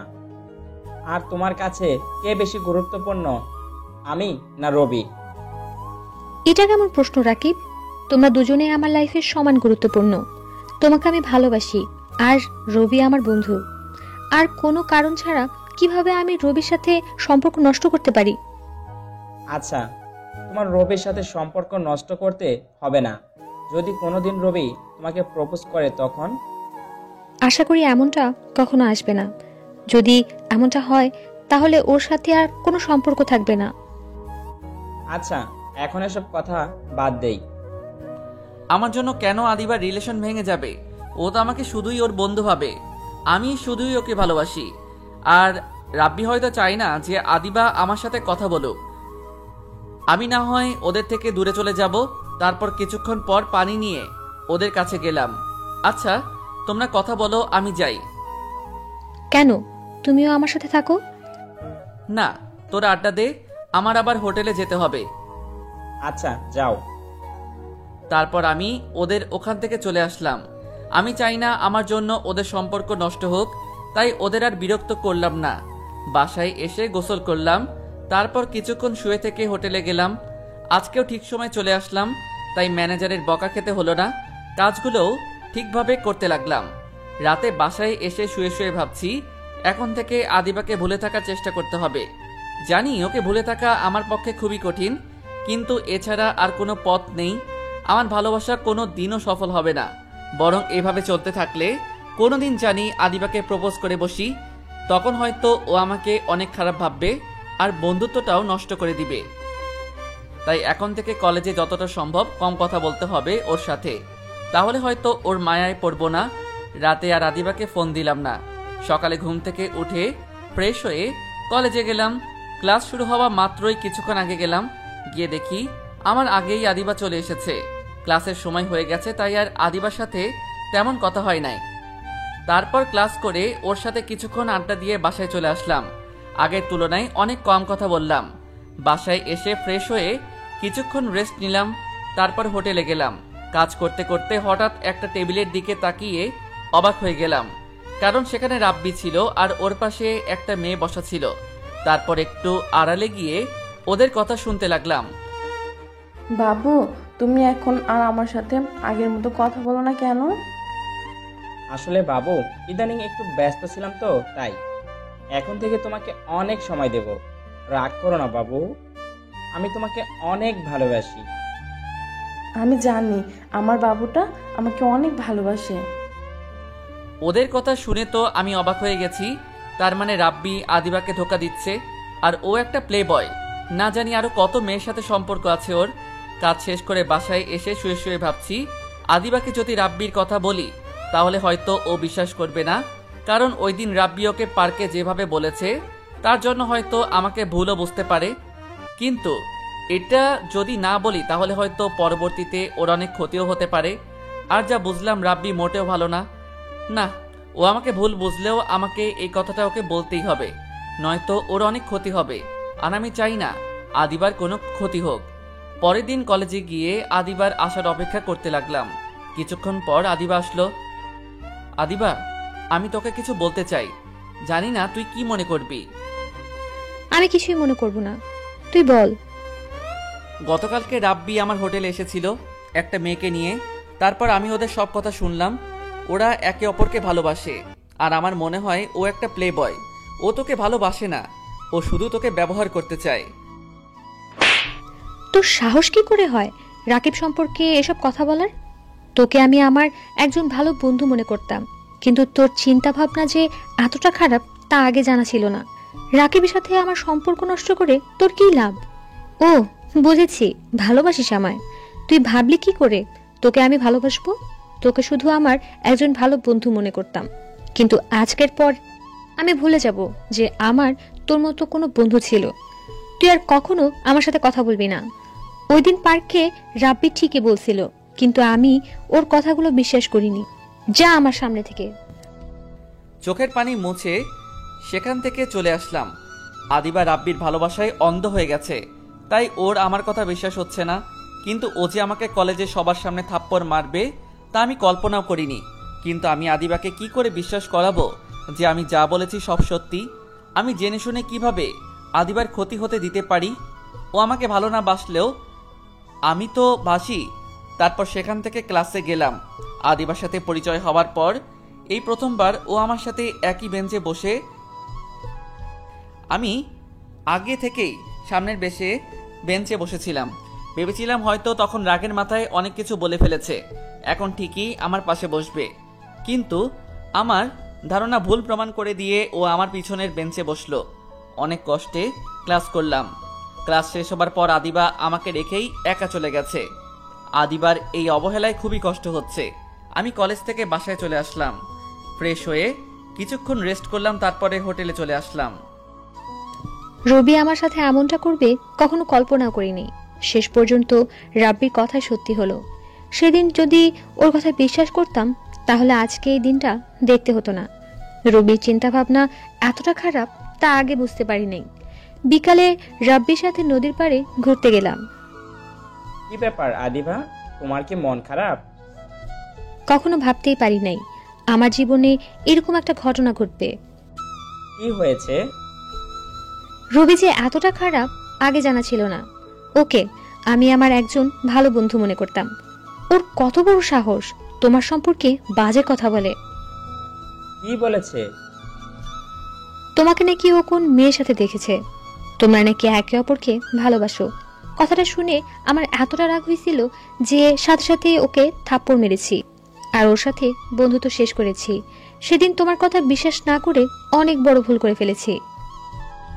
যা হবার হয়েছে, এটা নিয়ে আর চিন্তা করো না। তুমি যা করেছো ভালোই করেছো। ওই দিন তো আমার কথা বিশ্বাস করলে না, আর এখন নিজেই তো দেখলে।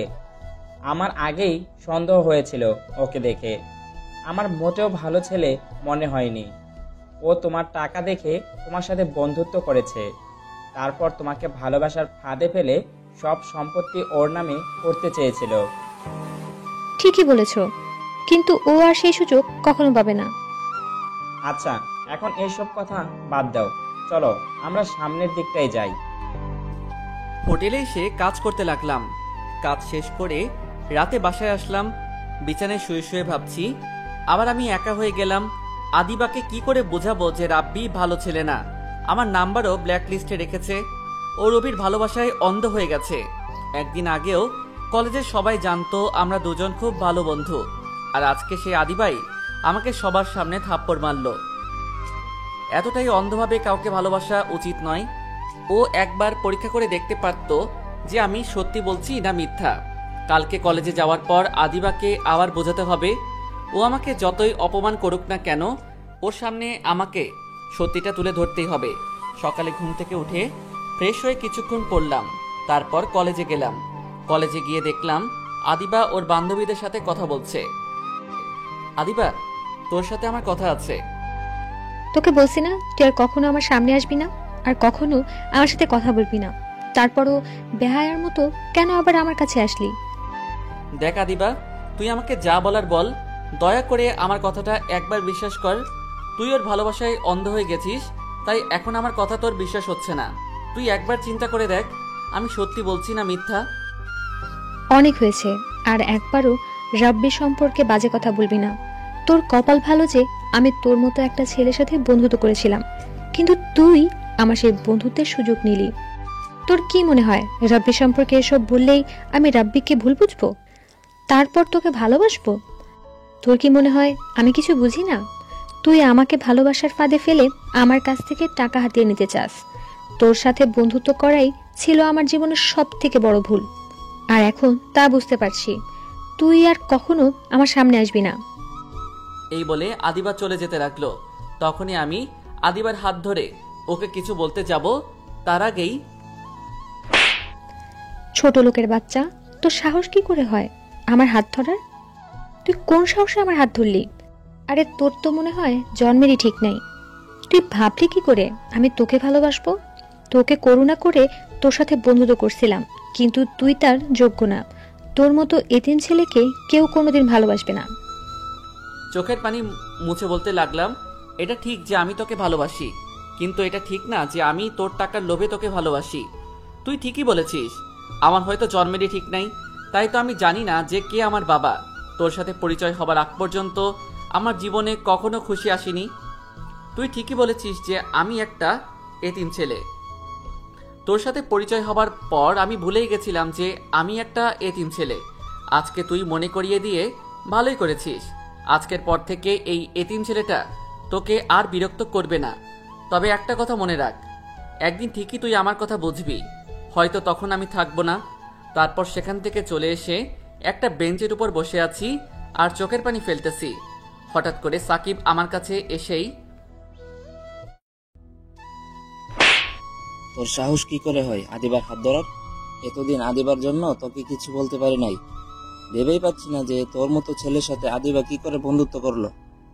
যাক, অবশেষে আদিবা ওর ভুল বুঝতে পেরেছে। আজকে তোকে এমন মারবো যে আর কোনোদিন আদিবার পিছে পড়বি না। তারপর আমাকে অনেক মারলো, কোনো কিছুই বলতে পারি নাই। মুখ বুজে সব সহ্য করেছি। আমি তো আদিবার কোনো ক্ষতি করিনি, শুধু ওর সাহায্য করতে চাইছিলাম। কিন্তু তার প্রতিদান ও এইভাবে দিবে তা আমি কোনোদিনও ভাবতে পারি নাই। কোনো মতে বাসায় চলে আসলাম। বাসায় এসে শুয়ে পড়লাম। হাতে কোনো টাকাও নাই যে ডাক্তার দেখাবো। মারের কারণে জ্বর চলে আসলো, চোখ দুটো বন্ধ হয়ে আসছে। আর কিছু মনে নেই। চোখ খুলে দেখি আমি একটা বিছানায় শুয়ে আছি। তারপর পাশে তাকিয়ে দেখলাম যে পাশের বাসার বড় ভাই আছে। আমি চোখ খুলছি দেখেই বলতে লাগলো, তোর জ্ঞান ফিরেছে? আমি ডাক্তারকে নিয়ে আসি। তারপর বড় ভাই ডাক্তার নিয়ে আসলো। ডাক্তার আমাকে দেখার পর বলল, আর কোনো ভয় নেই, রোগী এখন বিপদমুক্ত, 2-3 দিন পর বাসায় নিয়ে যেতে পারবেন। এটা বলে ডাক্তার চলে গেল। তারপর আমি বড় ভাইকে বলতে লাগলাম, ভাই আমি হাসপাতালে কেন? আমার কি হয়েছিল? আর আমি এখানে এলামই বা কি করে? আমি তোর বাসার পাশ দিয়ে যাওয়ার সময় দেখি তোর রুমের দরজা খোলা। এই সময় সাধারণত তোর রুমের দরজা খোলা থাকে না, তাই ভাবলাম হয়তো কোনো চোর হবে। তাই রুমের কাছে গেলাম আর দেখলাম তুই বিছানার উপর শুয়ে আছিস। তোকে দেখে মনে হলো তুই অ্যাক্সিডেন্ট করেছিস। তারপর কাছে গিয়ে তোকে অনেক ডাকলাম, কিন্তু কোনো সাড়া শব্দ পেলাম না। তখন তোর গায়ে হাত দিলাম, তোর শরীর গরম ছিল অনেক। তারপর তোকে হাসপাতালে নিয়ে আসলাম, আর আজকে 2 দিন পর তোর জ্ঞান ফিরল। বড় ভাইয়ের কাছ থেকে এসব শোনার পর আমি আমার সাথে ঘটে যাওয়া ঘটনার কথা মনে করতে লাগলাম। মনে করতেই চোখ দিয়ে পানি গড়িয়ে পড়ল।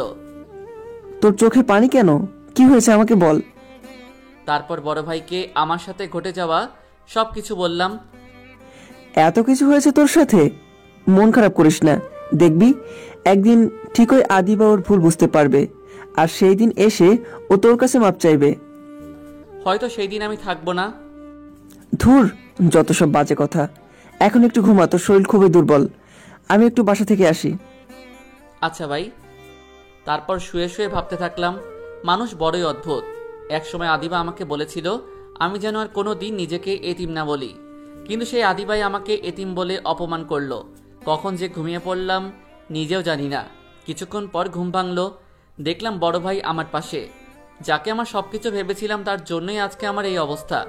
অথচ আপনি আমার রক্তের কেউ নন, তারপরও আমার জন্য এত কিছু করেছেন।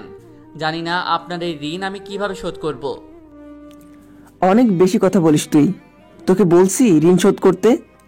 তুই না, আমি তোর ঋণ কিভাবে শোধ করব জানি না। মানে? তুই ওই দিন যদি আমার বোনকে রক্ত না দিতি তাহলে হয়তো তাকে বাঁচানো যেত না। তাছাড়া তোর মতো ছেলে আমি খুব কমই দেখছি। তোর জায়গায় যদি অন্য কোনো ছেলে থাকতো তাহলে হয়তো খারাপ হয়ে যেত, কিন্তু তুই ঠিক তার উল্টো। আমার বিশ্বাস একদিন তুই অনেক বড় হবি।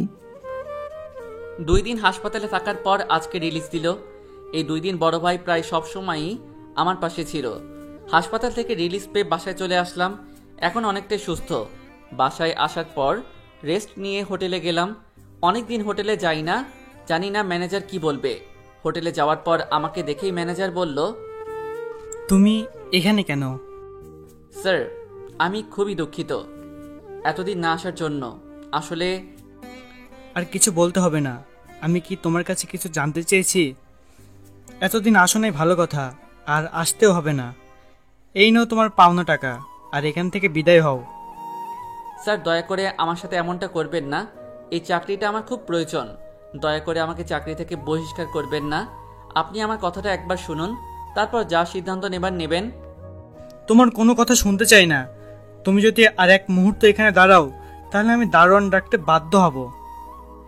না স্যার, তার আর দরকার হবে না, আমি চলে যাচ্ছি। তারপর সেখান থেকে চলে আসলাম। রাস্তা দিয়ে হাঁটছি আর ভাবছি, অবহেলিত জীবনটা এত কম সময়ে ইতি ঘটাবে তা ভাবতে পারিনি। জীবন সংগ্রামে বাঁচতে অনেক যুদ্ধ করেছি। আমি যত উপরে উঠছি মানুষ আমাকে তত নিচের দিকে টেনে নিচ্ছে। জীবনে কখনো কারো ভালোবাসা পাইনি। প্রথমবার কেউ একজন আমার সঙ্গ দিয়েছিল, কিন্তু শেষ পর্যন্ত সেও আমাকে ছেড়ে চলে গেছে। আদিবা ঠিকই বলেছে, আমার হয়তো জন্মেরই ঠিক নেই, তাই তো জানি না কে আমার বাবা মা। আজকে যদি এই রাস্তায় আমার মৃত্যু হয় তাহলে হয়তো আমার লাশটাও দাফন হবে না। এই দুনিয়া বড়ই অদ্ভুত। তবে একটা ইচ্ছা মনে হয় অপূর্ণই থেকে যাবে। যদি আমার পরিচয়টা একবার জানতে পারতাম তাহলে আর কোনো কষ্ট থাকতো না। তাহলে আর কেউ বলতে পারতো না যে আমার জন্মের ঠিক নেই। শেষবারের মতো এই পৃথিবীটাকে দেখে নিচ্ছে। আত্মহত্যা করতে যাব, তখনই শুনতে পেলাম, এই আপনাকে বলছি না আর বিরক্ত করবেন না, বারবার এসে একই কথা জিজ্ঞেস করছেন। বারবার জিজ্ঞেস করলে কি জামাটার দাম কমে যাবে? যেটা কিনতে পারবেন না সেটা নিয়ে পড়ে আছেন কেন? কোথা থেকে যে আসে এসব মহিলা? আমি পাশে দোকানের দিকে তাকিয়ে দেখলাম দোকানদার একটা মহিলাকে এই কথাগুলো বলছে। আমি দোকানদারকে গিয়ে জিজ্ঞেস করলাম, কি হয়েছে? দেখেন ভাই, এই জামাটার দাম 800 টাকা, আর এই মহিলা বারবার এসে বলছে তাকে 400 টাকাই দিতে। আপনি বলেন ভাই, 800 টাকার জামা 400 টাকায় কিভাবে দিব? তারপর আমি সেই মহিলাকে জিজ্ঞেস করলাম, আপনি এই জামাটা দিয়ে কি করবেন? বাবা, এই জামাটা আমার মেয়ের জন্য কিনতে চেয়েছিলাম। আমার মেয়েটা ক্লাস 8-এ পড়ে। অনেক কষ্ট করে মানুষের বাসায় কাজ করে ওর লেখাপড়া করাই। আমার মেয়েটা আজকে 3 দিন ধরে অসুস্থ। টাকার অভাবে ডাক্তার দেখাতে পারি নাই। আজকে মেয়েটা আমার কাছে নতুন জামা চেয়েছে। কোনো দিনও ওকে নতুন জামা কিনে দিতে পারি নাই। ও খুবই অসুস্থ। হয়তো চিকিৎসার অভাবে আর বেশি দিন ওকে বাঁচাতে পারবো না। তাই ওর এই ইচ্ছাটা পূরণ করতে চেয়েছিলাম। আর সকাল থেকে ভিক্ষা করে এই 400 টাকা পেয়েছি। এগুলো বলেই কান্নায় ভেঙে পড়লেন উনি। ওনার কথা শুনে আমারও চোখ দিয়ে পানি গড়িয়ে পড়ল। তারপর নিজের টাকা দিয়ে ওই জামাটা কিনে মহিলাকে বললাম, এই নিন, আর চলেন, আপনার মেয়েকে হাসপাতালে নিয়ে যেতে হবে। তুমি কেন নিজের টাকা দিয়ে জামাটা কিনছো? আর আমার মেয়েকে ডাক্তারও দেখাবা? এই দুনিয়ায় আমার কেউ নেই। আমি জানি না কে আমার বাবা মা। আমি একটু আগে আত্মহত্যা করতাম, কিন্তু আল্লাহ তাআলা আমাকে তা করতে দেয়নি। হয়তো উনি আমাকে একটা পরিবার দিতে চেয়েছিলেন। এখন আমি বাঁচবো, আমার মা আর বোনের জন্য বাঁচবো। আজ থেকে আপনি আমার মা, আর আপনার মেয়ে আমার বোন। কিন্তু বাবা, তুমি কেন আত্মহত্যা করতে যাচ্ছিলে? তারপর তাকে আমার জীবনে সবকিছু বললাম। কেঁদো না বাবা, দেখবা সব ঠিক হয়ে যাবে। তারপর তার বাসায় গেলাম, তার মেয়েকে ডাক্তারের কাছে নিয়ে গেলাম। 3 দিন পর আজকে সুস্থ হলো। আমাকে দেখেই বলতে লাগলো, মা, উনি কে? আজ থেকে আমি তোমার বড় ভাই। তোমার নাম কি? জান্নাত। কিন্তু তুমি আমার বড় ভাই কি করে হলে? তারপর মা জান্নাতকে সবকিছু খুলে বলল। জানো ভাইয়া, আমার সাথে না কেউ ভালো ব্যবহার করে না। স্কুলে সবাই আমার সাথে খারাপ ব্যবহার করে। তখন ভাবতাম, যদি আমার একটা বড় ভাই থাকতো তাহলে কেউ আমার সাথে খারাপ ব্যবহার করতে পারতো না। আমি জান্নাতকে জড়িয়ে ধরে বললাম, এখন থেকে কেউ তোর সাথে খারাপ ব্যবহার করতে পারবে না, কারণ এখন তোর ভাই আছে। জান্নাত আমাকে জড়িয়ে ধরে কাঁদতে লাগলো। জান্নাত সুস্থ হলে ওকে আর মাকে নিয়ে হাসপাতাল থেকে আমার বাসায় নিয়ে গেলাম। আল্লাহ যা করে ভালোর জন্যই করে। হয়তো তিনি আমাকে একটা পরিবার দিতে চেয়েছিলেন, তাই হয়তো আমাকে জীবিত রেখেছেন। কিন্তু আরেকটা জিনিস ভেবে খুবই চিন্তা হচ্ছে, সেটা হলো কিভাবে পরিবারের খরচ চালাবো। বাসার সামনে বসে এগুলো ভাবছি, তখনই বড় ভাই বলল, রবি, তোর বাসায় এরা কারা? বড় ভাইকে সবকিছু খুলে বললাম। ভালোই হয়েছে, তুই একটা পরিবার পেলি। তা তোকে এত চিন্তিত লাগছে কেন? হাসপাতালে থাকার কারণে তো হোটেলে যেতেই পারি নাই, তাই চাকরিটা চলে গেছে। এখন ভাবছি কিভাবে খরচ চালাবো। এত ভাবতে হবে না, তোর তো হোটেলে কাজ করার অভিজ্ঞতা আছে।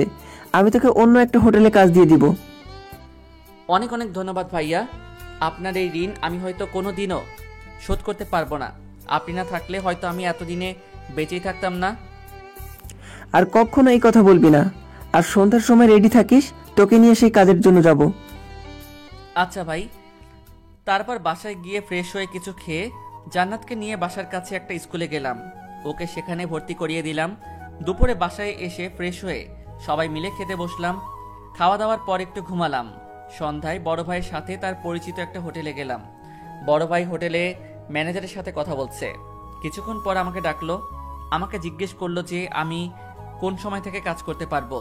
আগের হোটেলে যে সময় করতাম ওই সময়ের কথাই বললাম। তারা কালকে থেকে কাজে যোগ দিতে বলল। তারপর সেখান থেকে বাসায় চলে আসলাম।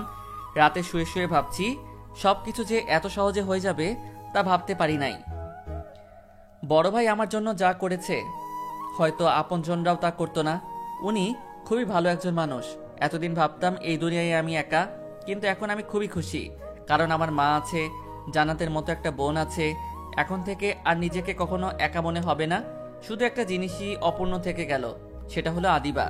আমি তোর ভালো চেয়েছিলাম, কিন্তু ও আমাকে ভুল বুঝলো, আমাকে অনেক অপমান করলো। যেদিন রাব্বি সত্যিটা ও জানতে পারবে সেদিন হয়তো ওর আমাকে মনে পড়বে। হয়তো ওর সাথে বন্ধুত্ব করাই আমার উচিত হয়নি। যদি ওর সাথে বন্ধুত্ব না করতাম তাহলে হয়তো ওর মায়ায় পড়তাম না, আর এখন কষ্টও পেতাম না। আমার ভালোবাসাটা শুধুই একতরফা, কারণ এই ভালোবাসা হয়তো কখনো পূর্ণতা পাবে না। এসব ভাবতে ভাবতে ঘুমিয়ে পড়লাম। সকালে ঘুম থেকে উঠে ফ্রেশ হয়ে কিছু খেয়ে জান্নাতকে নিয়ে স্কুলে গেলাম। ওকে স্কুলে রেখে আমি কলেজে গেলাম। অনেকদিন পর কলেজে যাচ্ছি। কলেজে যাওয়ার পর একটা বেঞ্চের উপর একা একা বসে আছি, কারণ এখনো ক্লাসের সময় হয়নি। আগে হলে আমার সাথে আদিবা বসে থাকতো, কিন্তু এখন আর তা সম্ভব নয়। দূর থেকে দেখলাম আদিবা ওর বন্ধুদের সাথে কথা বলছে।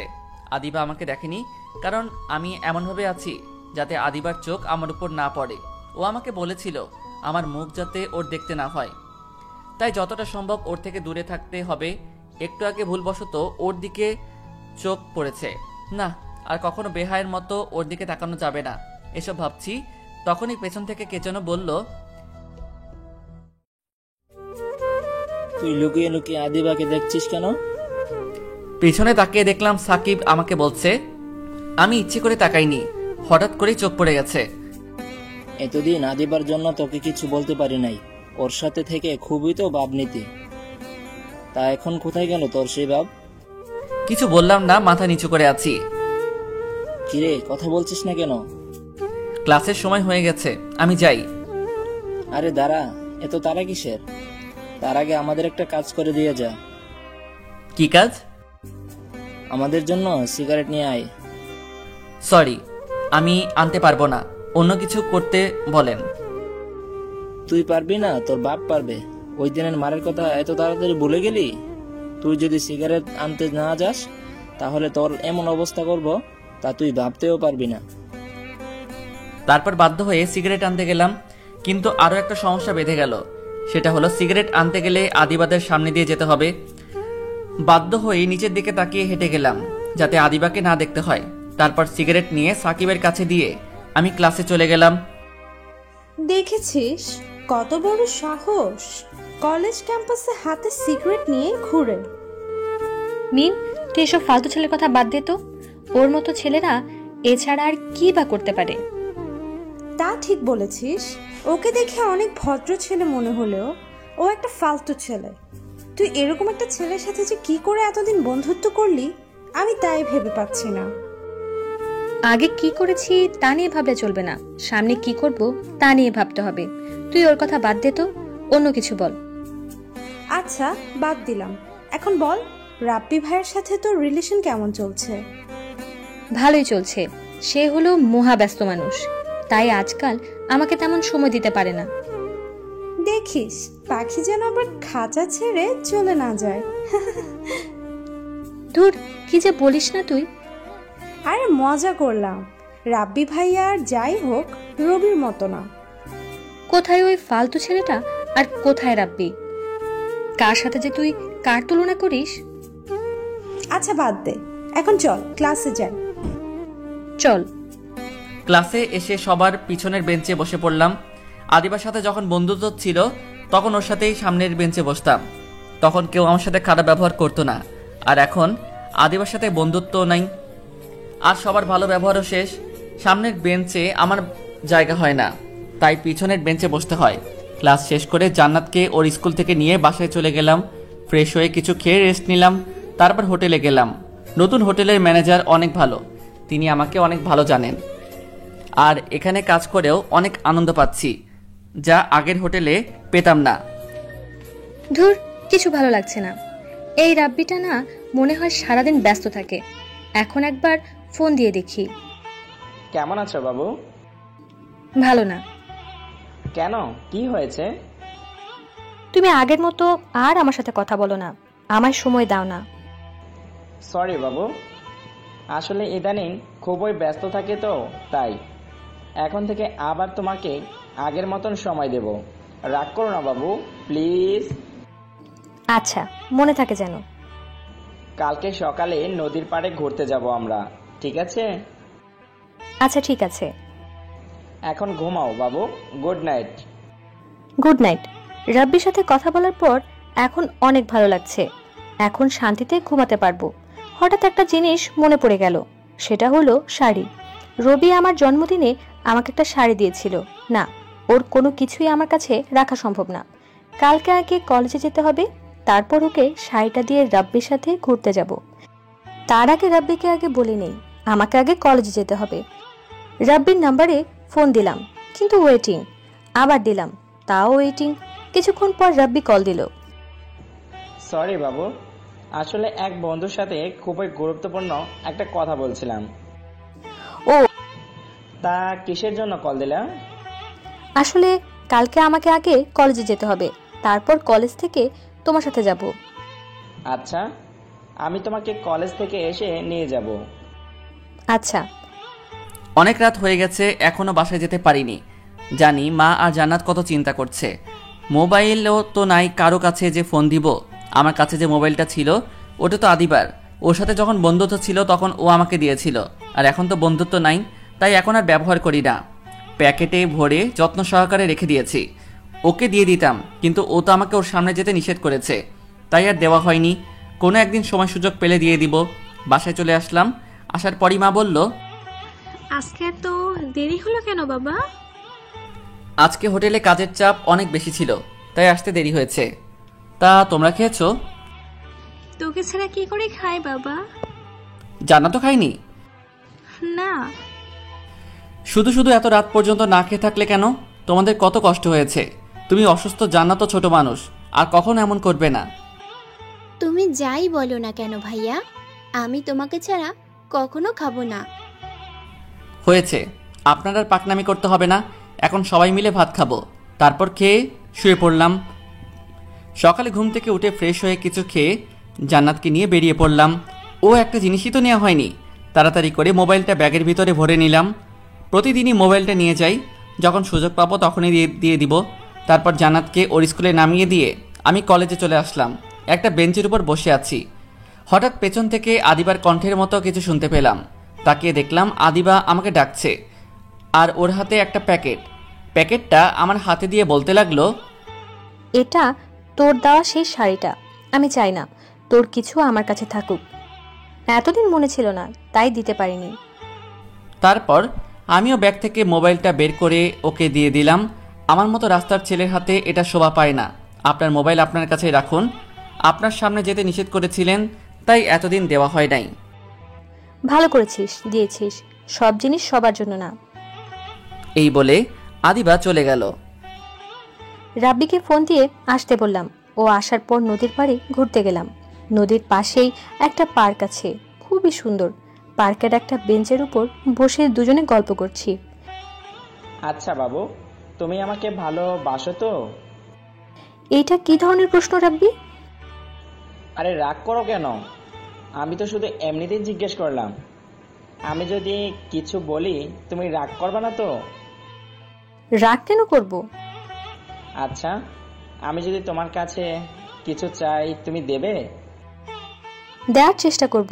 বলো কি চাও? আমি তোমার সাথে রুম ডেট করতে চাই। কি বলছো তুমি এসব? তোমার মাথা ঠিক আছে তো? তুমি এভাবে রিয়েক্ট করছো কেন? এটা তো আজকালকার যুগে কমন ব্যাপার, সবাই এটা করে। সবাই করে, তার মানে এটা নয় যে আমাদেরও করতে হবে। আর বিয়ের আগে আমি কখনো এসব করতে পারবো না। বিয়ে তো আমরা করবই, তাহলে করলে সমস্যা কি? আমরা বিয়ে করব, কিন্তু এখনো করিনি। দেখো আদিবা, আমার সব ফ্রেন্ডের রিলেশন করে, আর ওরা ওদের গার্লফ্রেন্ডের সাথে রুম ডেটও করেছে, আর সবাই এটা করে। আজকালকার রিলেশনই এমন। তার মানে তুমি আমার সাথে রুম ডেট করে তোমার ফ্রেন্ডদের এটা বোঝাতে চাও যে তুমি আমার সাথে রুম ডেট করেছো? আর আজকালকার রিলেশন কেমন তা জানার প্রয়োজন বোধ আমি করছি না। আমি সেটা বোঝাতে চাইনি। আমি তো শুধু তোমাকে এটা বোঝাতে চাইছি যে এরকমটা এখন সচরাচরই হয়ে থাকে। আমি এটা ভেবে পাচ্ছি না যে তুমি এরকম নিচু চিন্তা ভাবনা কি করে করতে পারো। আমি এ বিষয়ে তোমার সাথে আর কোনো কথা বলতে চাই না। আমি চললাম। রাগ করেই সেখান থেকে চলে আসলাম। এতটা রাগ হয়েছে রাব্বের উপর তা বলার মতো না। ও কি করে আমায় এমন প্রস্তাব দিতে পারে আমি সেটাই ভেবে পাচ্ছি না। বাসায় চলে আসলাম। কিছুই ভালো লাগছে না। দুপুরে না খেয়েই শুয়ে পড়লাম। বিকালে মিম ফোন দিল। আজকে কলেজে আসলি না কেন? রাব্বির সাথে ঘুরতে গিয়েছিলাম। তোর কণ্ঠ এমন লাগছে কেন? রাব্বি ভাইয়ের সাথে কি কিছু হয়েছে? না, ভালো লাগছে না, পরে কথা বলবো। আচ্ছা, আমি তোর বাসায় আসছি। ফোনে কথা বলেও ভালো লাগছিল না। পার্কে থেকে আসার পর রাব্বি আমাকে অনেক কল মেসেজ দিয়েছিল, কিন্তু আমি রাগের কারণে রিপ্লাই দিই নাই। কিছুক্ষণ পর মিম আসলে ওর সাথে ছাদে গেলাম। এখন আমাকে বল তো, তোর কি হয়েছে? আন্টির কাছে শুনলাম এখনো পর্যন্ত নাকি কিছু খাসনি। রাব্বির উপরে রাগ করেছি। কেন, কি হয়েছে? ও আজকে পার্কে আমাকে রুম ডেট করতে অফার করেছিল। কি? তা তুই কি বললি? ওর সাথে ঝগড়া করে চলে এসেছি। তা এর সাথে ভাত না খাওয়ার কি সম্পর্ক? আমার কিছুই ভালো লাগছিল না, আমি ভেবে পাচ্ছি না ও এমনটা কি করে বলতে পারলো। আমিও ভেবে পাচ্ছি না যে রাব্বি ভাইয়া এটা কি করে বলতে পারলো। তারপর মিমের সাথে আরো কিছুক্ষণ কথা বললাম। হোটেলে এসে কাজ করতেছিলাম, হঠাৎই শুনতে পেলাম, আমি আর তোমাকে সহ্য করতে পারছি না, আমাদের উচিত আলাদা হয়ে যাওয়া। আমিও এটাই চাই। তোমার মতো মেয়ের সাথে রিলেশন চালিয়ে যাওয়া আমার পক্ষে সম্ভব না। এখন তো সব দোষ আমার, তুমি তো ধোয়া তুলসী পাতা, সব সমস্যার মূলে তুমি। সব দোষ আমার উপর চাপিয়ে দিয়ে নিজে সাধু সেজেছ। তুমি তোমার ছেলে বন্ধুদের সাথে এত মেলামেশা না করলে তো আর সমস্যা হতো না। ওরা শুধুই আমার বন্ধু, এর থেকে বেশি কিছু না। আর তুমি একটু আমাকে বলবে যে তুমি কোনোদিন আমার সাথে দেখা করতে ঠিক সময় এসেছো? রাতে ফোন দিলে ওয়েটিং, এমনকি আজকে আমার এখানে এসে তোমার জন্য ওয়েট করতে হয়েছে। আমি আমার বন্ধুদের সাথে কথা বলি, আর আমার একটু ঘুমের সমস্যা, তাই ঠিক টাইমে উঠতে পারি না। আর তোমার সাথে রিলেশন হওয়ার পর আমার নিজের জীবনে স্বাধীনতা চলে গেছে। আমি কখন কি করব না করব সব তুমি ঠিক করে দাও, কখন খাবো তাও তুমি ঠিক করে দাও, এমনকি আমি কি শার্ট প্যান্ট পরবো তাও তুমি ঠিক করে দাও। নিজের কাছে মনে হয় আমি যেন ছোট বাচ্চা। আমি তোমাকে ভালোবাসি বিধায় এটা করি, আর তোমার সাথে রিলেশন চালিয়ে যাওয়া আমার পক্ষে অসম্ভব, তাই আমাদের উচিত আলাদা হয়ে যাওয়া। আমিও তাই চাই। এতক্ষণ দাঁড়িয়ে দাঁড়িয়ে সবার কথা শুনলাম। ভাইয়া যদি কিছু মনে না করেন, আমি কি আপনাদের মাঝে কিছু বলতে পারি? বলুন। আচ্ছা, আপনারা দুজন কি একে অপরকে ভালোবাসতেন? অবশ্যই বাসতাম। আমার মনে হয় আপনাদের কারোর মধ্যেই প্রকৃত ভালোবাসা ছিল না। আপনার এরকম কেন মনে হলো? দেখুন, ভালোবাসার মানে পাওয়া না, ভালোবাসার মানে হলো একে অপরকে স্যাক্রিফাইস করা। কিন্তু আপনারা দুজনে কেবল নিজেদের দিকটাই ভেবেছেন। আপনি ভেবেছেন আপনার বয়ফ্রেন্ড আপনার কথা মতো চলুক, আর আপনি ভেবেছেন আপনার গার্লফ্রেন্ড আপনার সব কথা মেনে চলুক। কিন্তু কখনো কি দুজনে একে অপরের ইচ্ছা অনিচ্ছা জানতে চেয়েছেন? একজন আরেকজনকে বুঝতে চেষ্টা করেছেন? তা আপনারা করেননি। আশা করি আপনারা বুঝতে পেরেছেন একজন আরেকজনকে কতটা স্যাক্রিফাইস করলেন, তার মাধ্যমে ভালোবাসা ফুটে ওঠে। সত্যি ভাইয়া, আপনি আমাদের চোখ খুলে দিলেন। আমরা কখনো এভাবে ভেবে দেখিনি। এখন থেকে আমরা একজন আরেকজনের ইচ্ছাকে গুরুত্ব দিব। নিজেদের ভুলগুলি শুধরে নিয়ে নতুনভাবে শুরু করব। শুভকামনা আপনাদের জন্য। আচ্ছা ভাইয়া, যদি কিছু মনে না করেন আপনাকে কিছু জিজ্ঞেস করতে পারি? মনে করার কি আছে, করুন। আপনার গার্লফ্রেন্ড আছে? না, একজনকে ভালোবাসতাম, কিন্তু সেটা একতরফা, সে অন্য কাউকে ভালোবাসে। একটা কথা জোর দিয়ে বলতে পারি, ওই মেয়ে জীবনে অনেক বড় ভুল করলো, হয়তো এর জন্য সে সারা জীবন পস্তাবে। কিন্তু আমি তা চাই না। সত্যি ভাইয়া, আপনার মতো মানুষ হয় না। চলে ভাইয়া, ভালো থাকবেন আর আমাদের জন্য দোয়া করবেন। তারপর তারা চলে গেল। খুবই খুশি যে দুটো ভাঙা হৃদয়কে মিলিয়ে দিতে পারলাম। রাতে শুয়ে আছি, রাব্বি অনেকগুলা কল দিল, কিন্তু আমি ধরলাম না। তারপর মেসেজ দিল, শেষবারের মতো কলটা ধরো প্লিজ। বলো। আমি খুবই দুঃখিত আদিবা, আমার তোমাকে তখন ওটা বলা উচিত হয়নি। দয়া করে আমাকে মাফ করে দাও, আমি খুবই লজ্জিত। জানো, তোমার উপরে আমার ভীষণ রাগ হয়েছিল তখন। আমি তোমাকে অনেক ভালোবাসি রাব্বি, চলো না আমরা বিয়ে করে ফেলি। আমার বাবা মা অবশ্যই মেনে নেবেন, তাদের কাছে আমার সুখই সব। শান্ত হও আদিবা, আমি তোমাকে কিছু বলতে চাই। বলো। এত কথা ফোনে বলা যাবে না। কালকে তুমি আমার সাথে দেখা করো নদীর পাড়ে। আচ্ছা ঠিক আছে, গুড নাইট। ওকে, গুড নাইট। রাতে শুয়ে আছি, তখনই রেস্টুরেন্টের মেয়েটার কথা মনে পড়ে গেল।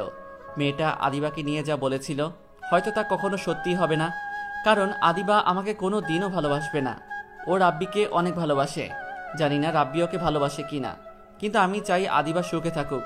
ওকে ভুলে যেতে চাই, কারণ ওর সাথে যখন আমার পরিচয় হয়েছিল তখন আমার কেউ ছিল না, কিন্তু এখন আমার একটা পরিবার হয়েছে।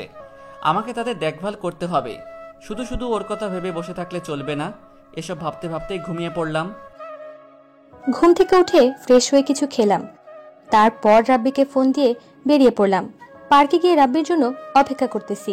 কিছুক্ষণ পর রাব্বিও চলে আসলো। সরি, আমার একটু দেরি হয়ে গেল। আরে কোনো সমস্যা নেই, চলো দুজনে হাঁটি। আমি তোমার সাথে জরুরি কিছু কথা বলতে এখানে এসেছি। আচ্ছা বলো। আমি তোমাকে ভালোবাসি না আদিবা। কি বলছো এসব?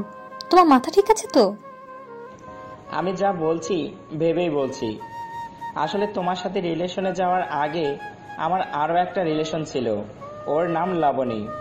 আমাদের পরিবারেও মেনে নিয়েছিল, তারা আমাদের বিয়েও ঠিক করেছিল, কিন্তু হঠাৎই একটা ভুল বোঝাবুঝির কারণে আমাদের সম্পর্কটা ভেঙে যায়। তারপর আমি খুবই ডিপ্রেশনে ভুগি। আমার কিছুই ভালো লাগতো না তখন, আমার অবস্থা খুবই খারাপ হচ্ছিল। তারপর হঠাৎ একদিন আমি তোমাকে দেখি, তুমি তোমার বান্ধবীর সাথে হেসে হেসে কথা বলছিলে। কেন জানি না আমার খুবই ভালো লাগছিল তোমার হাসিটা। তুমি যতক্ষণ কথা বলছিলে ততক্ষণ আমি তোমার দিকে তাকিয়েছিলাম। এমনিতেই লাবণীর সাথে ব্রেকআপ হবার পর আমি ভীষণ হতাশ হয়ে পড়েছিলাম। তারপর তোমাকে প্রপোজ করি, আর তুমিও রাজি হয়ে গেলে, কিন্তু আমি তোমাকে মন থেকে মেনে নিতে পারছিলাম না, কারণ আমি লাবণীকে অনেক ভালোবেসেছিলাম। প্রথম তোমাকে অনেক ভালো লাগতো, তাই তো তোমাকে রবির সাথে মিশতে বারণ করেছিলাম। কিন্তু হঠাৎ একদিন লাবণী আমাকে ফোন করে, ও আমাকে সরি বলে, আর আবার আমার জীবনে ফিরে আসতে চাইলো। আসলে ওর সাথে ব্রেকআপ হওয়ার জন্য শুধু ও দায়ী ছিল না, আমিও সমানভাবে দোষী ছিলাম। তাই ওকে মেনে নিয়েছিলাম। আর আমাদের দুই পরিবারও আমাদের এক হওয়াতে অনেক খুশি, কারণ তারা চাইতো আমরা যাতে একসাথে থাকি।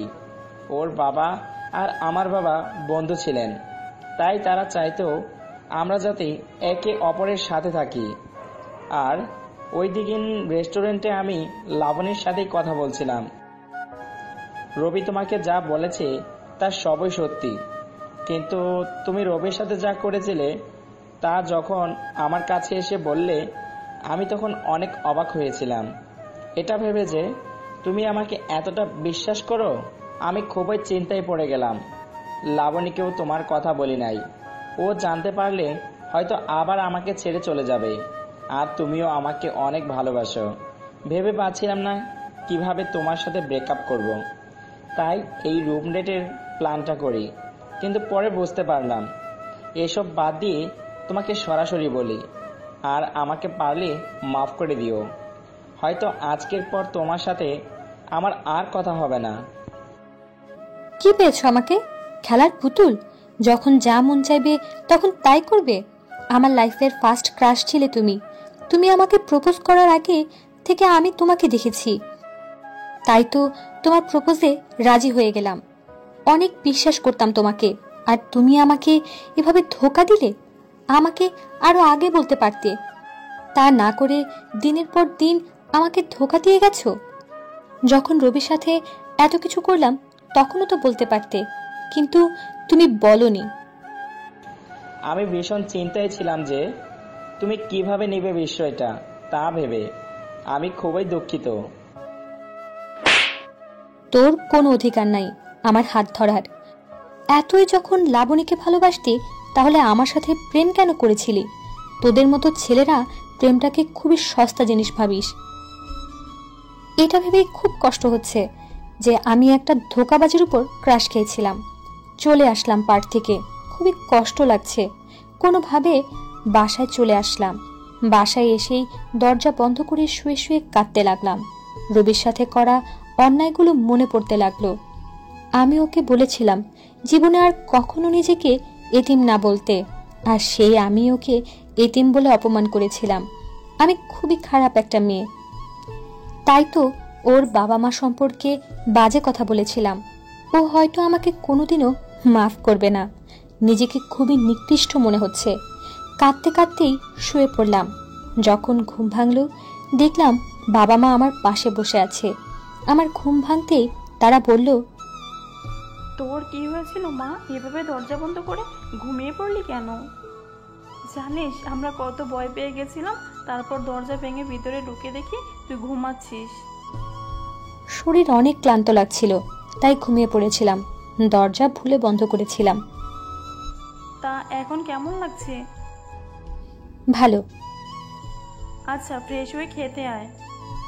হোটেলে কাজে যাবার সময় বাসা থেকে শাড়ির প্যাকেটটা নিয়ে নিলাম, যেটা আমি আদিবাকে দিয়েছিলাম। শাড়িটা কোনো গরিব মহিলাকে দিয়ে দিব। এটা আমার কাছে থাকলে আমি আদিবাকে কখনো ভুলতে পারবো না, আর আমি আমার লক্ষ্যেও পৌঁছাতে পারবো না। বাসায় আসলেই ওর কথা মনে পড়ে। ঠিকভাবে পড়ালেখাও করতে পারি না। হয়তো আদিবাকে কখনো ভুলতে পারবো না, কিন্তু এই শাড়িটা আমার কাছে না থাকলে হয়তো ওকে কম মনে পড়বে। আর ওই কলেজও পরিবর্তন করতে হবে। ওই কলেজে পড়লে আদিবার সাথে প্রতিদিন দেখা হবে, তাহলে ওকে ভুলে থাকা অসম্ভব হয়ে যাবে। কালকে কলেজে গিয়ে প্রিন্সিপালের কাছে বলতে হবে। শাড়িটা একটা মহিলাকে দিয়ে দিলাম। তারপর আমি হোটেলে গেলাম। রাতে বাসায় এসে খেয়ে পড়তে বসলাম। পড়া শেষে ঘুমিয়ে পড়লাম। সকালে ঘুম থেকে উঠে ফ্রেশ হয়ে কিছুক্ষণ পড়তে বসলাম। তারপর কিছু খেয়ে জান্নাতকে নিয়ে বেরিয়ে পড়লাম। ওকে ওর স্কুলে দিয়ে আমি কলেজে চলে আসলাম। ক্লাসের অনেক আগে চলে আসলাম প্রিন্সিপালের সাথে কথা বলবো বলে। তাকে অনেক করে বললাম, তিনি বললেন কলেজ পরিবর্তন করতে 10,000 টাকা লাগবে। ক্যাম্পাসে একটা বেঞ্চের উপর বসে ভাবছি এত টাকা কিভাবে জোগাড় করব, কিন্তু আমাকে আমার লক্ষ্যে পৌঁছাতে হলে এই টাকা আমাকে জোগাড় করতেই হবে, নয়তো এখানে থাকলে আমি আমার পড়ালেখায় মনোযোগ দিতে পারবো না। এসব ভাবতেছিলাম, তখনই বড় ভাইয়ের কথা মনে পড়ে গেল। হয়তো তিনি আমাকে এই বিপদে সাহায্য করতে পারবেন। তারপর বড় ভাইয়ের কাছে চলে আসলাম। তাকে সবকিছু বললাম। তার কাছ থেকে টাকা নিয়ে আবারও কলেজে চলে আসলাম। প্রিন্সিপালের কাছে টাকা দিয়ে কলেজ পরিবর্তন করলাম। কলেজ ক্যাম্পাসে বসে আছি। আজকে কেন জানি ক্লাস করতে মন চাচ্ছে না। শেষবারের মতো কলেজটাকে দেখে নিলাম। হয়তো আর কখনো দেখা হবে না। হঠাৎ আদিবার কণ্ঠের মতো কেউ আমার নাম ধরে পিছন থেকে ডাক দিল। পিছনে তাকিয়ে দেখলাম আদিবাই। আদিবাকে দেখা মাত্রই আমার চোখ নিচের দিকে নামিয়ে দিলাম। ও আমাকে নরম কণ্ঠে বলতে লাগলো, আমি যা করেছি তা ক্ষমার অযোগ্য। তোকে অনেক কষ্ট দিয়েছি, দয়া করে আমাকে মাফ করে দে। আরে কি করছেন আপনি? আমার কাছে কেন মাপ চাইবেন? দেখেন আপনার সাথে যা হয়েছে তার সবই আমি ভুলে গেছি, আর আমি চাইবো আপনিও ভুলে যান। তার মানে তুই মাফ করবি না? হয় তুই আমাকে মাফ করবি, না হয় আমি নিজেই নিজের ক্ষতি করব।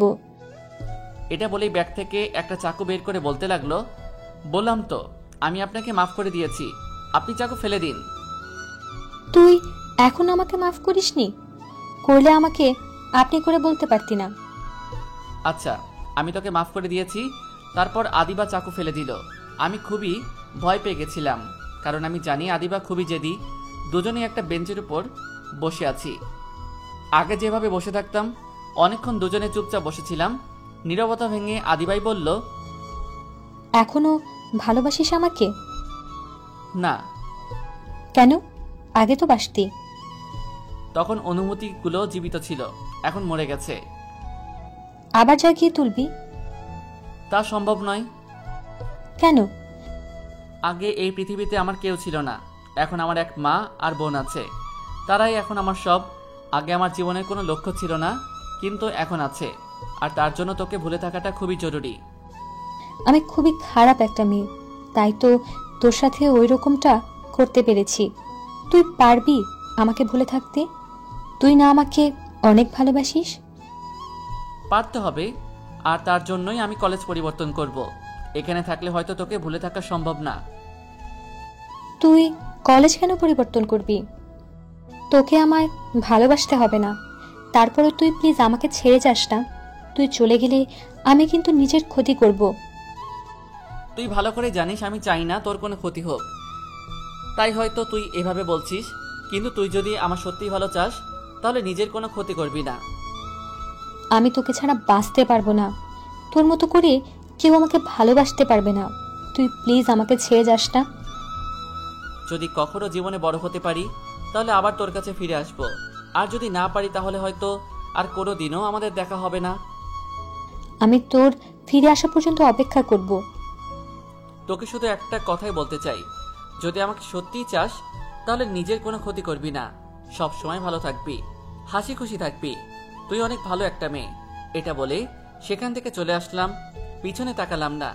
জানি আদিবা বেঞ্চের উপর বসে কাঁদতেছে। কাঁদুক, কাঁদলে হয়তো কষ্ট কম হবে।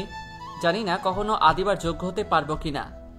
এখন জীবনের একটাই লক্ষ্য, সেটা হলো ভালো পড়ালেখা করে ভালো চাকরি করা, যাতে পরিবারের খেয়াল রাখতে পারি।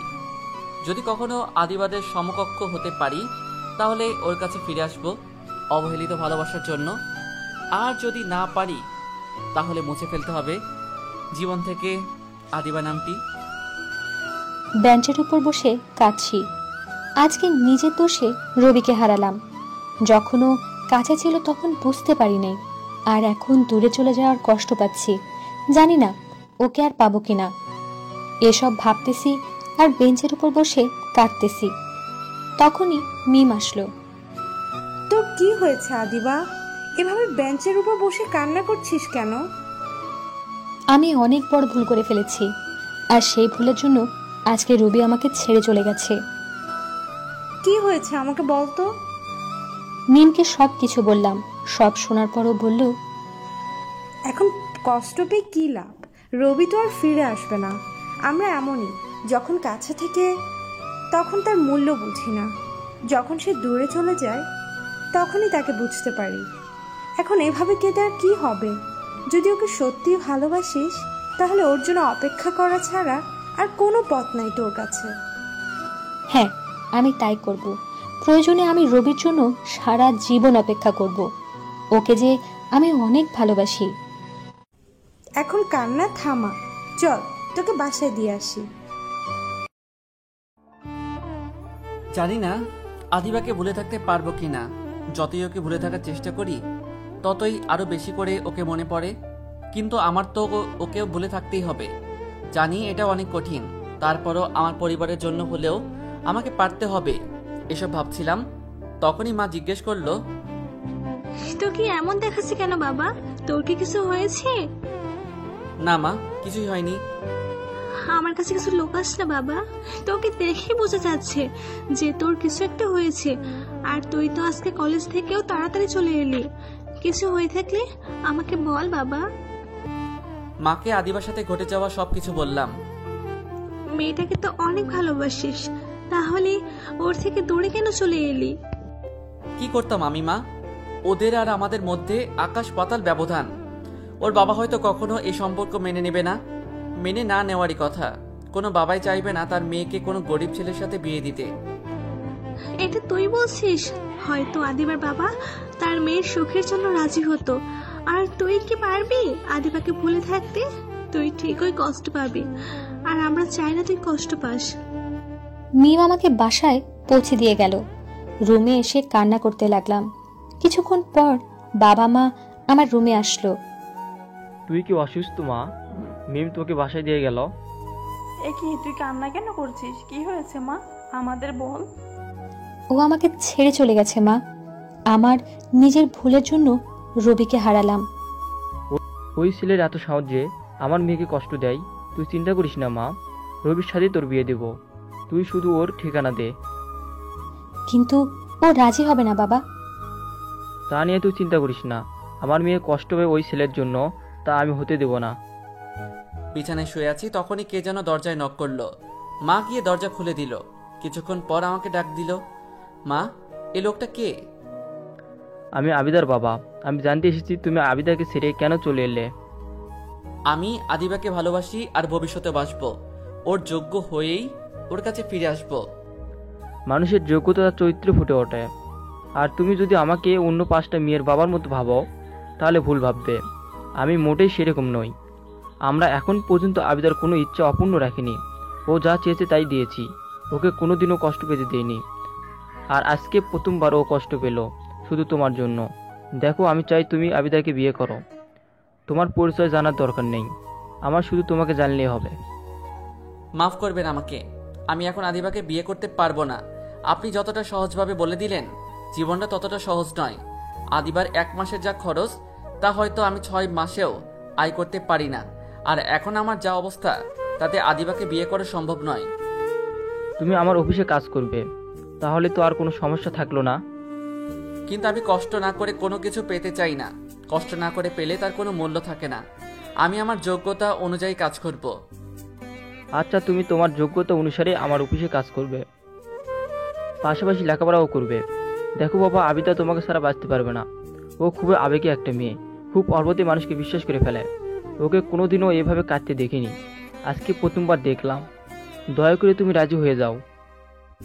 রাজি হয়ে যা বাবা, তুই তো আদিবাকে ভালোবাসিস। রাজি হয়ে যাও ভাইয়া, আমরা তোমাকে কষ্ট পেতে দেখতে চাই না। আচ্ছা, আমি রাজি। তবে আমার একটা শর্ত আছে। আপনি আদিবাকে আমার সাথে বিয়ের কথা বলবেন না, এটা ওর জন্য সারপ্রাইজ। আচ্ছা ঠিক আছে, তবে আমি চাই তোমরা সকলে আমার দেওয়া বাড়িতে ওঠো। প্লিজ কিছু মনে করো না, এটা আমি দিব না, অফিস থেকেই তোমাকে দেওয়া হবে। তার বিনিময়ে মাসিক টাকা কেটে রাখা হবে তোমার বেতন থেকে। কাল তোমরা সেই বাড়িতে উঠবে, সেখানেই বিয়ের কার্যক্রম হবে। আচ্ছা ঠিক আছে। তাহলে আমি এখন চলি, কালকেই তোমাদের বিয়ে হবে। বাবা, রবি কি বলল? ও রাজি হয়নি মা, আমি জেদ করে তোর বিয়ে অন্য এক জায়গায় ঠিক করে ফেলেছি কালকে। এটা তুমি কি করলে বাবা? আমি এই বিয়ে করতে পারবো না। তুই যদি এই বিয়ে না করিস তাহলে আমার মনোমুখ দেখবি। এটা কি হয়ে গেল? আমি রবিকে ছাড়া অন্য কাউকে কি করে বিয়ে করব? ও তো আমাকে বলেছিল যে আমার কাছে ফিরে আসবে, কিন্তু এই বিয়ে না করলে বাবা আত্মহত্যা করবে, আর আমি তা কিছুতেই হতে দেব না। প্রয়োজনে বাবার জন্য নিজের ভালোবাসা বিসর্জন দেব। আজকে আমার বিয়ে, কিন্তু আমার তাতে কোনো খেয়াল নেই। আমি শুধু রবির কথাই ভেবে চলেছি। কার সাথে আমার বিয়ে হচ্ছে তা জানারও ইচ্ছে হচ্ছে না। কবুল বলার সময় রবির মুখটা বারবার চোখের সামনে ভেসে উঠল। তখনই বাবার কথা মনে পড়ে গেল। তারপর কবুল বলে দিলাম। বাসর ঘরে বসে আছি। শুনেছি এই দিনটা নাকি মেয়েদের জীবনের শ্রেষ্ঠ রাত, কিন্তু আমার কাছে আজাবের মতো মনে হচ্ছে। কিছুক্ষণ পর কেউ একজন বাসর ঘরে প্রবেশ করলো, তারপর বলল, শুনেছি বাসর ঘরে স্বামী আসলে তাকে সালাম দিতে হয়, কিন্তু আপনি তা জানেন না মনে হচ্ছে। দেখুন, আপনাকে আমি স্বামী হিসেবে মানতে পারবো না। আমি অন্য একজনকে ভালোবাসি, বাবার জন্য বিয়েটা করেছি। আপনি বললেই তো আর হবে না। আপনি আমার বউ, আপনার উপর আমার অধিকার আছে, আর আমি আমার অধিকার আদায় করেই ছাড়বো। দেখুন, ভালো হবে না কিন্তু।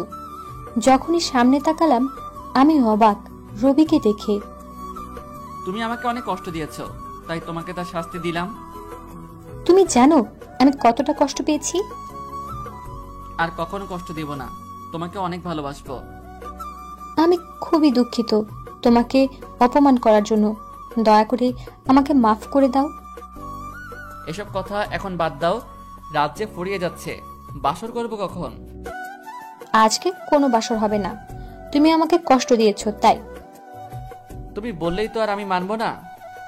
আমি আমার অধিকারটা ঠিকই বুঝে নিব, এটা বলেই আদিবাকে জড়িয়ে ধরলাম। এই সবাই দেখছে তো, লাইট বন্ধ করো। লাইট বন্ধ করে আদিবাকে নিয়ে সুখের সাগর পাড়ি দিতে গেলাম। সবাই দোয়া করবেন আরও এমন রোমান্টিক গল্প পেতে আমাদের চ্যানেলটি সাবস্ক্রাইব করে আমাদের সাথেই থাকুন। সবাইকে অনেক অনেক ধন্যবাদ।